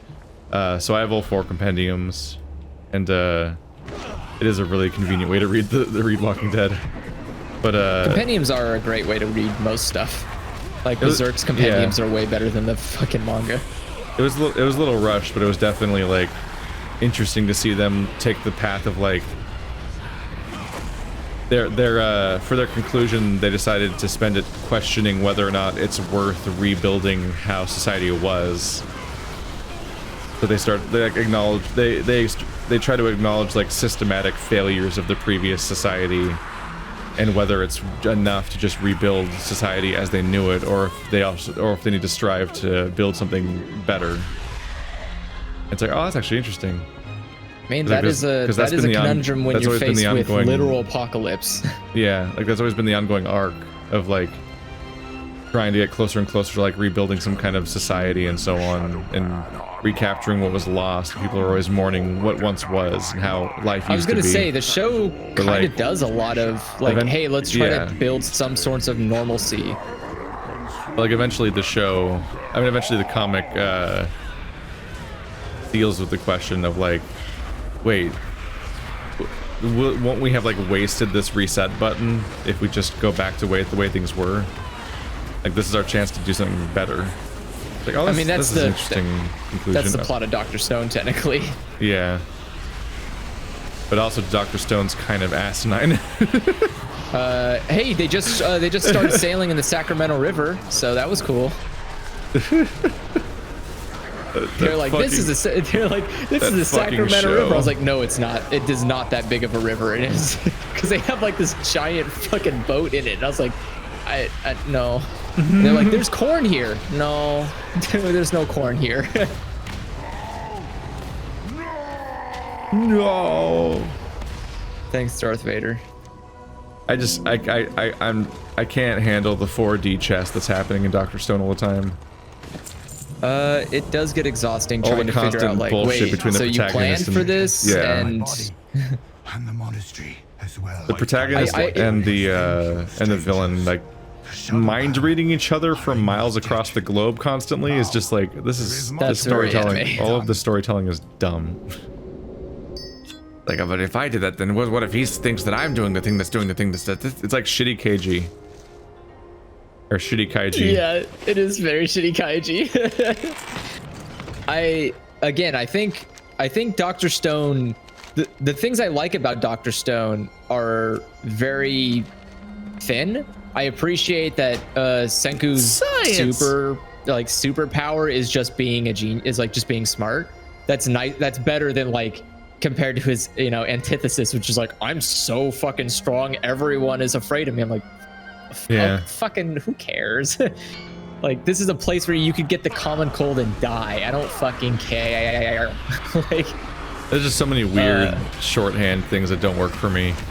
Yeah, but I like the I like the Minecraft aspect where it's like, all right guys, we're gonna build electricity, and it's like, yeah, we're what? You're watching a satisfying let's play of Factorio. Yeah, like that's why I enjoy it. But then when the plot kicks in, like they actually have they're talking about an overarching plot, and it's like, okay, can we skip this? This is real shitty. Like I don't. And a lot of the motivations are like, what? Like he talks about how like he's gonna build a proper world full of like the pure, and they're gonna kill all the adults and the corrupt people and so on, and then but then you check in with him like half a season later and he's got like this thug army of like cavemen people he somehow found. Like for some reason they're all cavemen and they all have like barbarian haircuts, have, like, bones in their hair, and they're all and clearly like that. warmongering garbage people that will like kill each other without a thought and stuff like that. And it's like, this is your pure people? This is your improvement? Well, okay. Like, this villain doesn't make any sense. He had to do that because he knew Senku was alive, and the only way to beat Senku is with an overwhelming physical force. Because that guy, literally the whole plan, like they explain it outside of the anime, but they explained the plan was like once he won, he would use those people to enforce rule, but like at some point he basically would have just killed all of them and replaced them with good, kind-hearted people. They were also unnecessary in the long run. This seems exhausting. He's and then of course there's the 4D chess shit where people are like, but if I do that thing, then he's gonna do that thing, and but he's gonna know that I'm gonna do that thing. I was like, he would know that I would do the thing, that I would do the thing, like just layers and layers. But then they're all selectively stupid, also constantly. Well, because like literally the whole point is that none of them have the awareness of the world as deep as Senku does, who knows like how things work. It's like the fake death that happens at the beginning is like the mechanics of it are nonsense. Well, yeah, like, okay, that's relevant to the plot, and the plot is bananas dumb. Like, because like he's like he like magic is he like they're like, oh no, he's dead, but like actually he's not dead, which is like obviously because he's the protagonist. But like because anime? No, it's like not because anime. It's like because aliens. The villain magically failed to kill him because he's selectively stupid in that scene.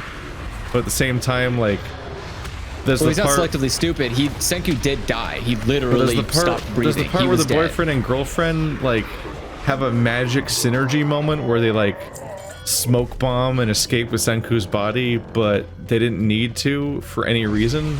so that scene happened for no reason, because he was already letting them bury the body and he was gonna leave, but they had to like magic synchronized smoke bomb to run away, and it's like, why does anyone do anything in this? But then like after that act of aggression, they have to go back and like earn his trust because they're gonna infiltrate him. I was like, well, it's unfortunate your last act was to like attack him very ineffectively. Well, I think I think the idea is you're supposed to suspend your disbelief and chalk it up to that was an emotional moment, and I think I told you your friend is painful. I think I told you before my favorite episode of the whole show was when he meets the alchemist guy, the magician guy. The mentalist. Is he? Well, it's when he. It's when he meets Crow. like the proper when he meets like the scientist kid that has had to do this from scratch. Yeah, the caveman scientist. And he's like dismantling this poor guy's dream because he already knows everything that he's showing him, and none of his tricks work on him. But at the same time, he's like really endearingly proud of like the fact that this guy's been able to do so much without any information, and was able to just do it from scratch and so on. And like those interactions between those characters was like the best part of the whole show. They actually did a moment of that recently again, where they had Chrome come out and he's like, hey, isn't this the stone that you're referencing about what Vikings use to navigate in cloudy weather? And he's like, yeah, that's actually the exact stone I was talking about. Well, like when when they accidentally invent the water wheel. He's like, and they're like, oh, aren't you impressed? And he's like, yeah. Yeah, this could be great. Better though. And then he had my nerd moment where I was like, is that Galena? And they're like, you've got Galena. I'm like, oh shit. I recognized it in the anime. Is this college education? It's how you know he's like detail oriented with his art, is that I was able to recognize the mineral just offhandedly in a bucket before it was mentioned. I will say he's a really good artist. There's he actually does some really good art for landscapes, which I appreciate. You know what dungeon we did? No. No, I do not. I'm sorry. Path of respect and lies. Balance. So what am I supposed to do here? Lord of Shandopan collected. Shandopan Monastery. There you go. We've already done 4 today.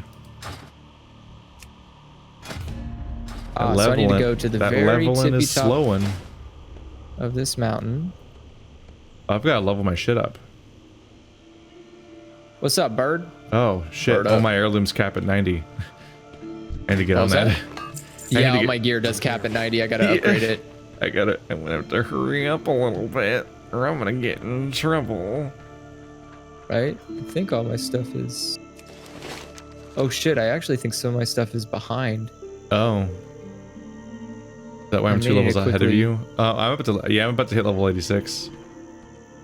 No, I mean my stuff is still generating experience. I'm still gaining the 10% experience. Oh right, it's just not scaling its power. Yeah, it's just not powerful. It's power. I think you're ahead for a confusing reason. I don't know why you're ahead of me actually. Maybe it's because you spent too long getting a new pet, and maybe not doing any questing or anything along the way. Yeah, I do have like a fuck ton of quests to turn in. So let me do that. And then I will... Like the whole time you were getting that pet, you probably weren't making any progress. No, I was just dilly-dallying for like 10-15 minutes. Dilly-dally, shilly-shally. Dilly-dally, shilly-shally. Shilly-dilly.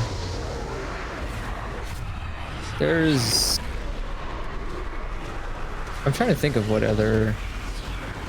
I think there's a lot of anime that I've actually... feel bad after reading. Like stuff that made you feel miserable? Yeah, like Poon level or Bojack type emotional manga. I don't think, I mean Berserk is also another one for me, but I don't think there's a lot that I feel. I mean, I have manga that's gonna make me feel shame apparently. I just saw a cool box. Oh wow, here we go. me run away from where all the monsters are spawning so I don't get attacked the moment I get out of here. I bought a manga volume 1 purely based on its cover, like on a whim, in a moment of weakness as I'm sitting here bored and quarantined forever. All right. So I got it and I opened it up and Stephanie saw it and she's like, "Oh, you bought ecchi?" And I was like, "What?" Excuse me? Oh my god, did you buy... I was like, excuse me? I did what now? Did you buy porn, Keith? I don't think it's full on porn, but I think it is no, like, but you bought, like, you look bought at these Lightcore. butts, like comic, and I'm like, oh, what have I done? What's the name of it? I just thought the cover was really, because the cover, to be fair, is fucking great. Like, it's a great piece of art. It's I bought volume 1 of Gleipnir. Gleipnir. It's a lady that climbs into a body horror like dog mascot that's holding a revolver. And it looks it's such good art on the cover that I don't know if that's... I guess it is ecchi, but I don't... I just saw the cover and I was like, I just want to read it. This fucking dog mascot grinning back as you climb into his creepy flesh pocket and he's holding a giant revolver and I'm like, I just want to see what the fuck this is. Oh, it's great, but it's more of a battle. So I just went and bought something on a whim, basically, without knowing anything about it. I've never heard of this manga in any other context outside of seeing the cool cover for it, which, like, yeah. Like, I'm sure people have already told you in droves, but there is also an anime of it currently airing. Yeah, but I just have volume 1 of it sitting on my shelf because I just like looking at the cover. I think you'll... It's a good character. Probably. It's just good character design. That mascot character. Yeah. Probably not even a character, but like a mech or something. But part of it's nope, it's a character. It's a character. Yeah. Part of it's the absurdity of like this like, you would think that she's climbing into this dog mascot thing to like power up, and like it's like a mech or something. It was like the logic you would assume. But then you look at it and it's like, it's holding a fucking gun. And I'm like, what? Why is it holding a gun? Like, you're not grabbing, like, you're not climbing in to like take advantage of like the big dog body. It's like, no, I want the revolver it's holding. Like, the fact that the mascot has a gun is immediately the funniest fucking image for some reason. It's a pretty good looking, there's some pretty good looking designs, but there's also some confusingly tame designs. Like, they're very like, oh, sure, I guess. It's an interesting read. The character designs are unique. They're not like I don't know, I don't feel like they're typical anime in the fashion of like, you know, say One Piece or Bleach. It actually has definitely more art akin, well, not akin to Poon Poon, I guess. Yeah, I was grabbing a few curiosities. Like, I grabbed volumes 1 and 2 of Snot Girl, which is Brian O'Malley. Oh, okay. I was like, I don't think I've heard Snot Girl. Yeah, I've been keeping up with his stuff a bit because I read Out to Sea, I think it was called, and Seconds. Seconds is really interesting. Have you read Seconds yet? I haven't read. It's a Brian O'Malley comic about it's about this woman who owns a restaurant, and she's insisting on like moving on from that restaurant. Like, it was once upon a time, it was like her perfect like dream location and dream restaurant, but she's like moving on to like a new dream restaurant and so on. And she kind of has a similar relationship to that with like men. With the moving on and everything, but then there's like an ongoing storyline where like she's like encountering the spirit of the house inside the restaurant itself, and what she does is she kind of steals her way into like having the opportunity to rewind time and like change what path things are going in.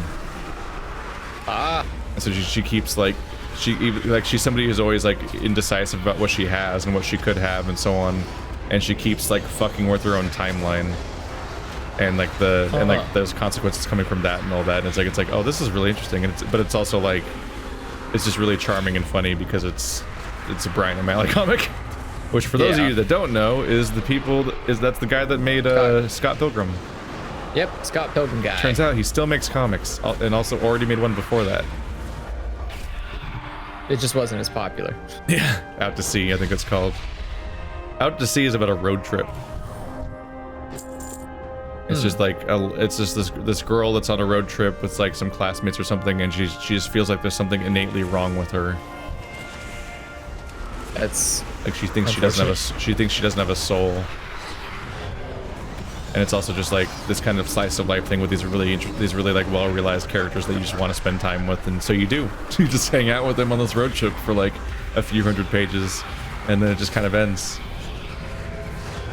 And it like kind of resolved it, but also doesn't resolve things because it's just part of life. Life is always unresolved until you die. It's part of that feeling of like like the coming of age story where you're just like coming to terms of like this is just what life will be, kind of feeling. Yeah. And it's like that's a good one. He does good shit, as it turns out, even when he's not writing video game logic into his stories. So I want to check out Snot Girl because I've been checking out everything else he made. Well, the Snot Girl's him writing and somebody else doing the art. Oh, that's interesting. Yeah. Whereas Seconds and Out to Sea are both his art. But I think in Seconds' case he has like a coloring and inking team or something. Like he has a team at that point, but it's his art style and his writing. I mean, that's fine. I think it's probably the same team that remastered Scott Pilgrim. I mean, that's how anime or manga works. Manga isn't all drawn by one guy. Like Oda has 6 people working for him. Like I don't know if you saw that, but they redid Scott Pilgrim more or less. Yeah, the color. Yeah. So like I ordered that and I sent my black and white copies to Bird. Like, here you go. I had the original black and white like 6-part series, but now I've got the 3-volume color version, where it's 3 big books. So it's like, not only is it in color now, but the pages are bigger. And I'm like, yes, thank you. Oh, I didn't realize they were bigger too. Yeah, those are chunky books. They are not little manga. They are not little manga-sized volumes. They're big old chunky books. Well, that's good. I mean, I feel like. Oh fuck! I didn't mean to do that. I did not mean to attack first. Evil lightning. Oh boy, I'm dying. Don't stand on me. You're probably hurting me with lightning. Nope, it's the cloud. Well, we need to stand in the center. Fuck, we're idiots. God damn it. We have to stand in the center? Yeah, we need to stand in the center. I'm an idiot. I forgot. Yeah. You are an idiot. I'm proud of you. Anyway. How embarrassing. Now you gotta leave. Run. I'm just gonna run. Res you real quick. There you go. No. Oh, wait. Kind of low life to get res. They still on my hellstone? It's still on my hellstone. Oh no, we gotta run forward in the center. Oh shit. This is a weird fucking fight. Alright. It's not great. It's not my favorite either. Do some drain life so I can quickly try to get my health back up. Okay, so this is the rhythm. Gotcha. I wish I had any kind of mobility tricks. So everyone else is like, thanks, dude. You let both the tank and the healer die. What happened? Well, can you get other people? Can you get other people killed? Is that what's going on? Huh? Well, the healer didn't heal. Oh. Sorry, that's what I meant. I was like, the healer didn't heal, so the tank died, and then I died because I was gonna can't escape the danger. Fuck, it's like ranged. Yeah, we all gonna die. Yeah, all going to die down here. Yeah. That's it. Damn. That's it. And now we have the fun walk back. That was defused. And boy, howdy, is it a long one.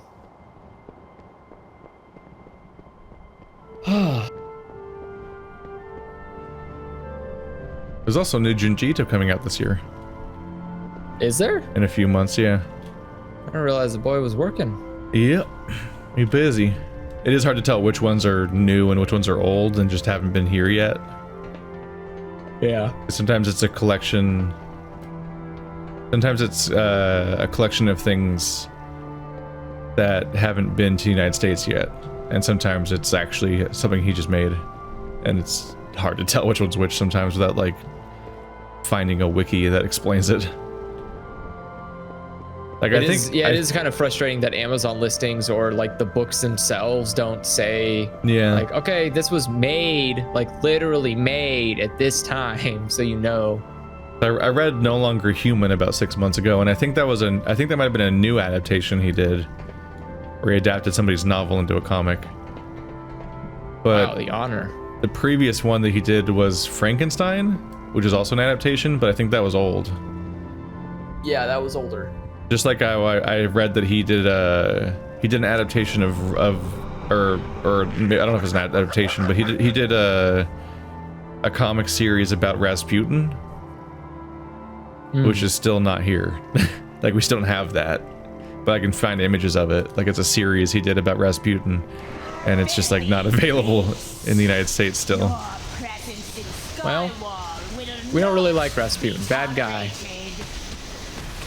Ah, get back in the circle. Weird chaos fight.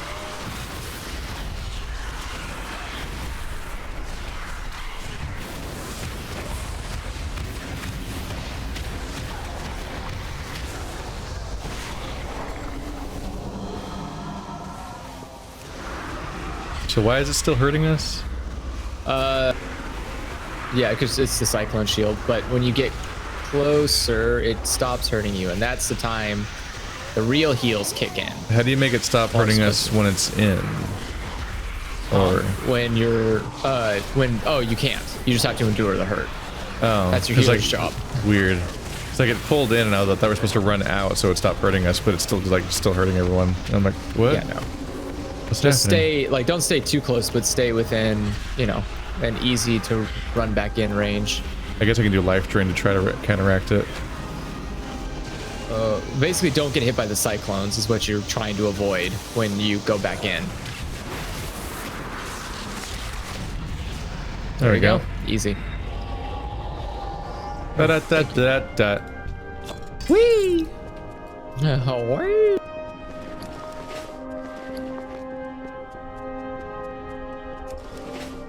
Oh! Don't fuck up or you die or something. Yep. Oh. Yeah. Okay, I'm good. Wow, it really makes you think you're dead. It drops pretty low. It really lets you fear. That's what I had too. When I first jumped in, I was like, "Oh shit! Did I forget to click it?" When did this game? Clouds. Oh wait, no, wait. Did it drop me? Oh.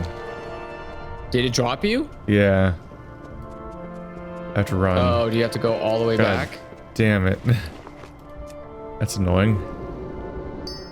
It teleported me all the way back to the cat guy. Which, by the way, when did WoW get full of cat centaurs? I got sent to Uldum to do like the free Uldum from the corruption like quest that's in Battle for Azeroth, and I'm like, where the fuck did these cat centaurs come from? Cataclysm. I don't remember these characters at all. Cataclysm added all the anime. All the anime. I did see Orisa. Like there's a whole zone full of robot centaur creatures. I'm like, oh, it's just Orisa. I see. Wait a second, wasn't Jeff Kaplan working on the Blizzard support forums? Wait, did he steal that character? Can you steal it from yourself? Well, I mean, he stole it from a different property that he worked on, meaning he had it wasn't a creative idea. But Orisa, oh my god, it takes so long to run across this map.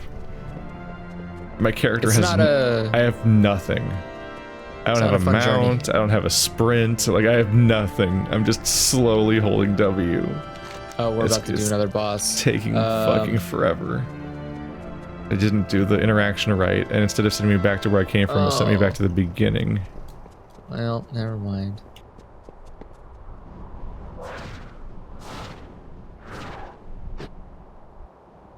Oh, there we go. The mistake I made is I tried to jump into it. Yeah, it's it feels like a natural thing, and the idea that they haven't gone back and just solved that problem is weird. Because the game's full of vortexes that you jump into. Yes. But that's not one of them. That one's apparently a right click to mount it like it's a person. I mean, people do turn into mounts in this game. Mount your person. Yeah, it's like people turn into that one weird like panther winged mount, and then you can mount them and they can fly you around. You have to hit it to stop the gale. There's some weird shit going on in this dungeon, isn't there? Yeah, this dungeon is, again, not a Pandarian one, and it has weird mechanics that punish you if you don't know them, like the back of your hand. Well, here we are. Back to going. It's okay. We're almost done. And then we'll be free. One more boss? Yeah. Two more bosses. 2? Yeah. Oh, it's right there on your screen. It tells you how much boss is left. Inescapable. You always know. Forever. You see that they're... By the way, for Overwatch, you see they're nerfing Ana and buffing Mercy. What? Yep. Wait, why? What happened to Ana? What's wrong? It's not massive, but they're changing her healing from 75 to 70. Oh, okay, that's fine. And I thought they were changing her damage or something. I was like, what? My poor old lady, she needs to defend herself. No, they're reducing her healing per shot by 5. And that's understandable. That is going to be tough though, God, because people steal health as it is. It's already And I guess that when Mercy was like big deal super healer, she had 60 health per second, and lately she's had 50. So they're raising her to 55. So she's gonna heal 55 damage per second now. So both of them only move by like 5. But then the other thing that's a more reasonable buff debuff rather than like, you know, the grave kit changes they usually have to make. Yeah. They're also they're shrinking Mora's ball. What do you mean by that? Like shrinking how much it does? Like how much it lasts less health time it heals or damage it does? It lasts less time and has a smaller radius. Smaller radius? Yeah. Oh, that's interesting. So here comes the Moira nerfs. That's good though. I think the ball radius would be great. I love using Moira, but boy howdy, do you get to just kind of throw that thing and it works. Yep. It would be nice if Moira had to have some skill on the team side involved to make the healing work. Yeah, I just throw it above their heads. And Moira just kind of works, and it can be disappointing sometimes. For what? It can be disappointing sometimes how Moira just kind of works. You're like, what? Yeah. Why don't it hurt? Like the fact that you have a healing resource makes you have to like earn it more. But aside from that, she gets a lot of her value just for free in that game. And you're like, all right, it's just weird. Stand in the opposite direction of the, yeah. I believe it's standing in the opposite direction of the wind. Maybe it's so that you can quickly avoid his breath. Try to stay on the haste side. Yeah. Okay. Okay. Yeah. I think it might be so that you can more quickly evade the breath if it comes at you. If you're in the zone, if you're in the direction that lets you run fast. Does it? I think it does. I don't know. We're about to beat him so quickly that I'm not even going to really feel the fight. Oops. Basically, when you start moving fast, yeah, if you stay on the wrong side, it hurts you. Basically, you should be moving faster. Well, that was quick. And give me your skin, so I may craft a, I don't know, it's a fucking mask out of it. I'm here. Don't worry about the centaur bird people. Every time I got to any of those whirlwinds, It popped up a loading screen for a microsecond. That was weird. That's weird.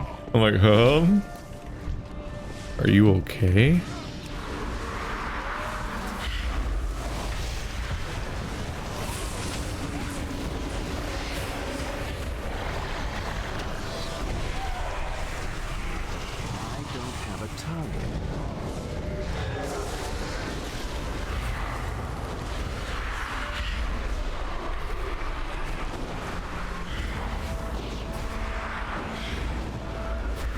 Get your stupid summon thing out. Thank you. Garbage circle. Oh yeah, the speed boosts. When are we gonna get another Black Sad? What? They made a Black Sad video game, and I was really hoping that would translate to a new Black Sad comic. Like, please, it's been so long. It's been one. It's man. Did I do it wrong? Have you watched Did I do it wrong? Solar Opposites? There we go. I have no idea what that is. That's the new Justin Roiland show. Oh. Yeah, I've never heard of that.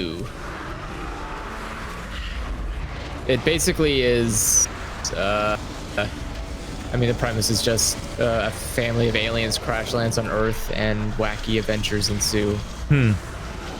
That guy keeps busy. Yeah, I mean, he's got like a game development studio and so on. I think like animation itself is not a well-paying career. So well, I think you have to always be producing. Does he even animate? Doesn't he like write and voice act? Well, he's the character designer. I mean, he designs those characters and. Yeah, but he probably doesn't animate Rick and Morty to any real degree. No, he's not animating. But I mean, like working in animation's not a, it's not a rich career. I think it pays enough to survive, but it's like if you want to actually, but it's also not a steady source, I guess. Like it's not a long-term source of income. Because like if it wasn't for Rick and Morty's super success, it probably would have already ended by now. I feel like everyone's faster than me. We are. We just don't tell you about it. It definitely seems like everyone's just actually fast. I'm like, stop it. Oh. Stop bullying me. Speaking of bullying, why are these Skyfall stars hurting so much? Why me? Why are they so mean to me? Shoot the tank. Stop being mean. He's got a much more punchable face than I do. But it's very fun to see. It's always funny to me because Rick has such a specific voice, and you can always hear him. You can always hear like some character has that voice whenever Justin Roiland is on a show. Yes, I saw that in, like when I just saw a little bit of some of the VR games. It was immediately like, oh, yep, that's him. That's definitely Justin Roiland. Like that guy that's screaming, that guy that's screaming at me right now. It's definitely Morty. Definitely just Morty, but he's irate. He has a very noticeable voice.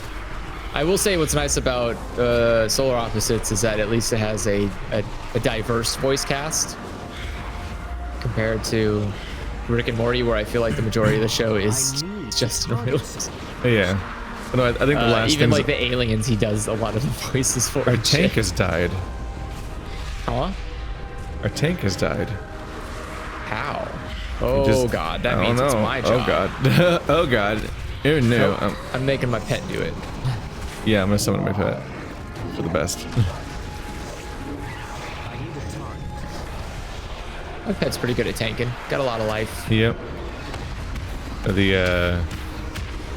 I think the last shows I watched were Tiger King and oh no, our healer DC. I watched Tiger King and Handmaid's Tale. I finished season 3 of that. And I don't know anyone else who watches these shows. The health thing? It's upstairs. Right behind us. Oh. Okay. Because he was asking, tank needs to get healed, but he's not healing himself. It's got a 2-minute cooldown.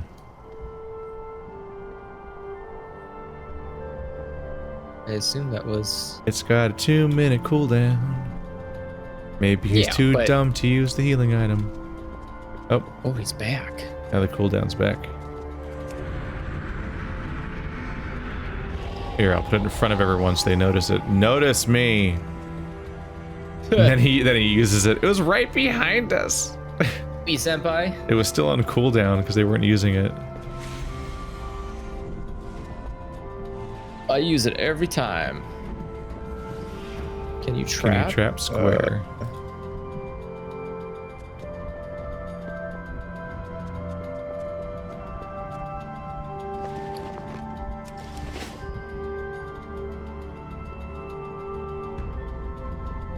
How long does it stay for? Okay.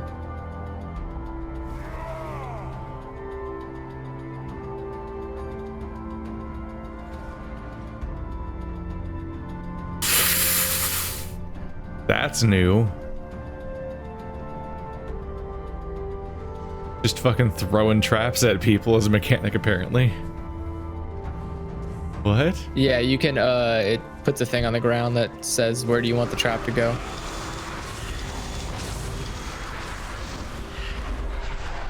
You used to sit it down at your feet, and wait for the rogue to come to you.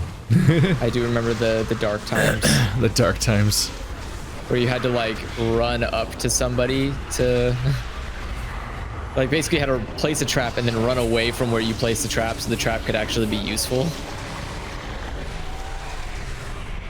So you would basically attack, or you would lay a trap, run backwards, attack somebody, they would run over the trap, and then you would be able to take advantage of the person that's behind them or next to them or something. Yeah. And I was a rogue and my brother was a hunter, so he would challenge me to duels, but then he would just sit on a trap. Oh, yeah. And just wait for me. Strat. I'm like, fuck you. So he'd be just sitting there on an ice trap while throwing flares in random directions until he could knock me out of stealth. And it's like, this isn't fun. Well, I mean, a hunter is built to counter a rogue. Yep. I'm pretty sure he picked hunters just to bully me. Wow. Toxic brotherly love. That's what they do. I don't know. That's how brothers is. I only have one brother and we've never talked. Just ever? Ever. Well, to be fair, he is also like very young. I think he's like 2 years old. So I don't think he actually can talk. Maybe he can now. I don't know. Maybe he's 3 now? I don't really keep track. Not he's my kid, 25. not my problem. What? He's 25. I mean, I would know if he was that old. You just have paid no attention for so long that you're like, he's like 3, right? It's like when people are always like, wow, you've grown up so fast. It's like, yeah, because you're not in my life. Oh, wait a second. This guy's fucking with my perspective of like where he is and like where I'm supposed to put my like abilities. Get this fucking Skyfall star out of here. Fuck your stupid star. Ow, Fuck your star! Oh. Ow, why is it ow? You're supposed to stand under the circle. You stand under him and he can't hit you. Oh. Cool.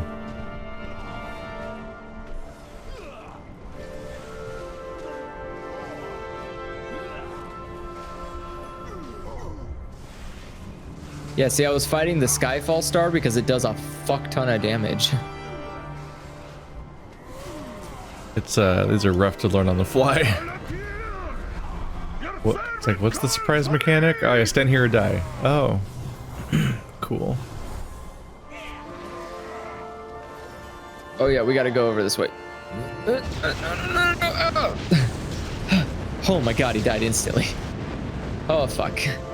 Well. Yeah, it's Ben.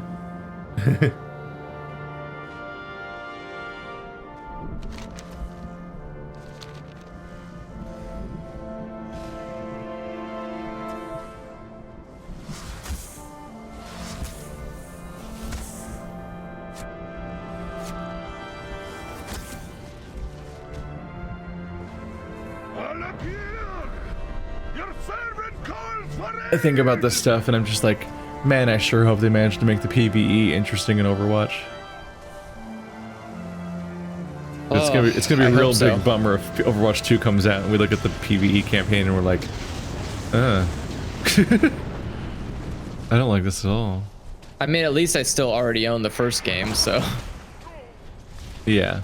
At least it's not like a total like loss. They have all these different characters that have like different builds and you can play the characters fundamentally different by like leveling them up and getting these crazy talents that break them in certain ways that you couldn't do in the competitive because it has to be balanced and make sense. So they can get weird. They can get all wacky and like weird Paladins. with it. Yeah, like they can get all wacky and weird with it, but only if it's actually good. Like the moment-to-moment combat has to be interesting and compelling. Otherwise, the whole thing is just a waste of time. What? I was in the motherfucker. It's fine, it's over now. Well, that's all the deeps. We have failed. We've all failed. Okay. Poor guy gets to res everyone. I don't think he can he? Oh yeah, I guess he can mass Did he res. just AoE res us? Yeah. That's neat. I forgot he can do that.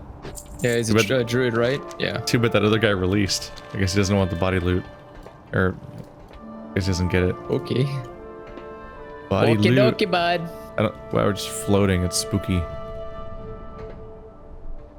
I don't know. But I'm gonna go over and turn in the quest. So goodbye.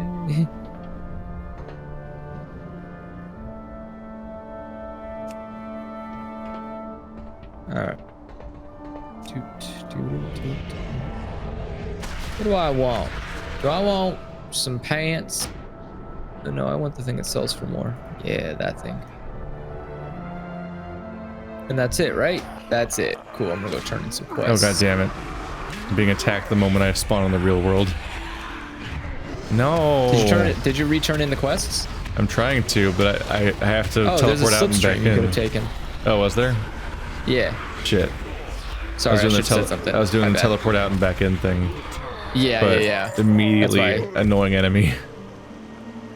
You monster. You monster. Sorry.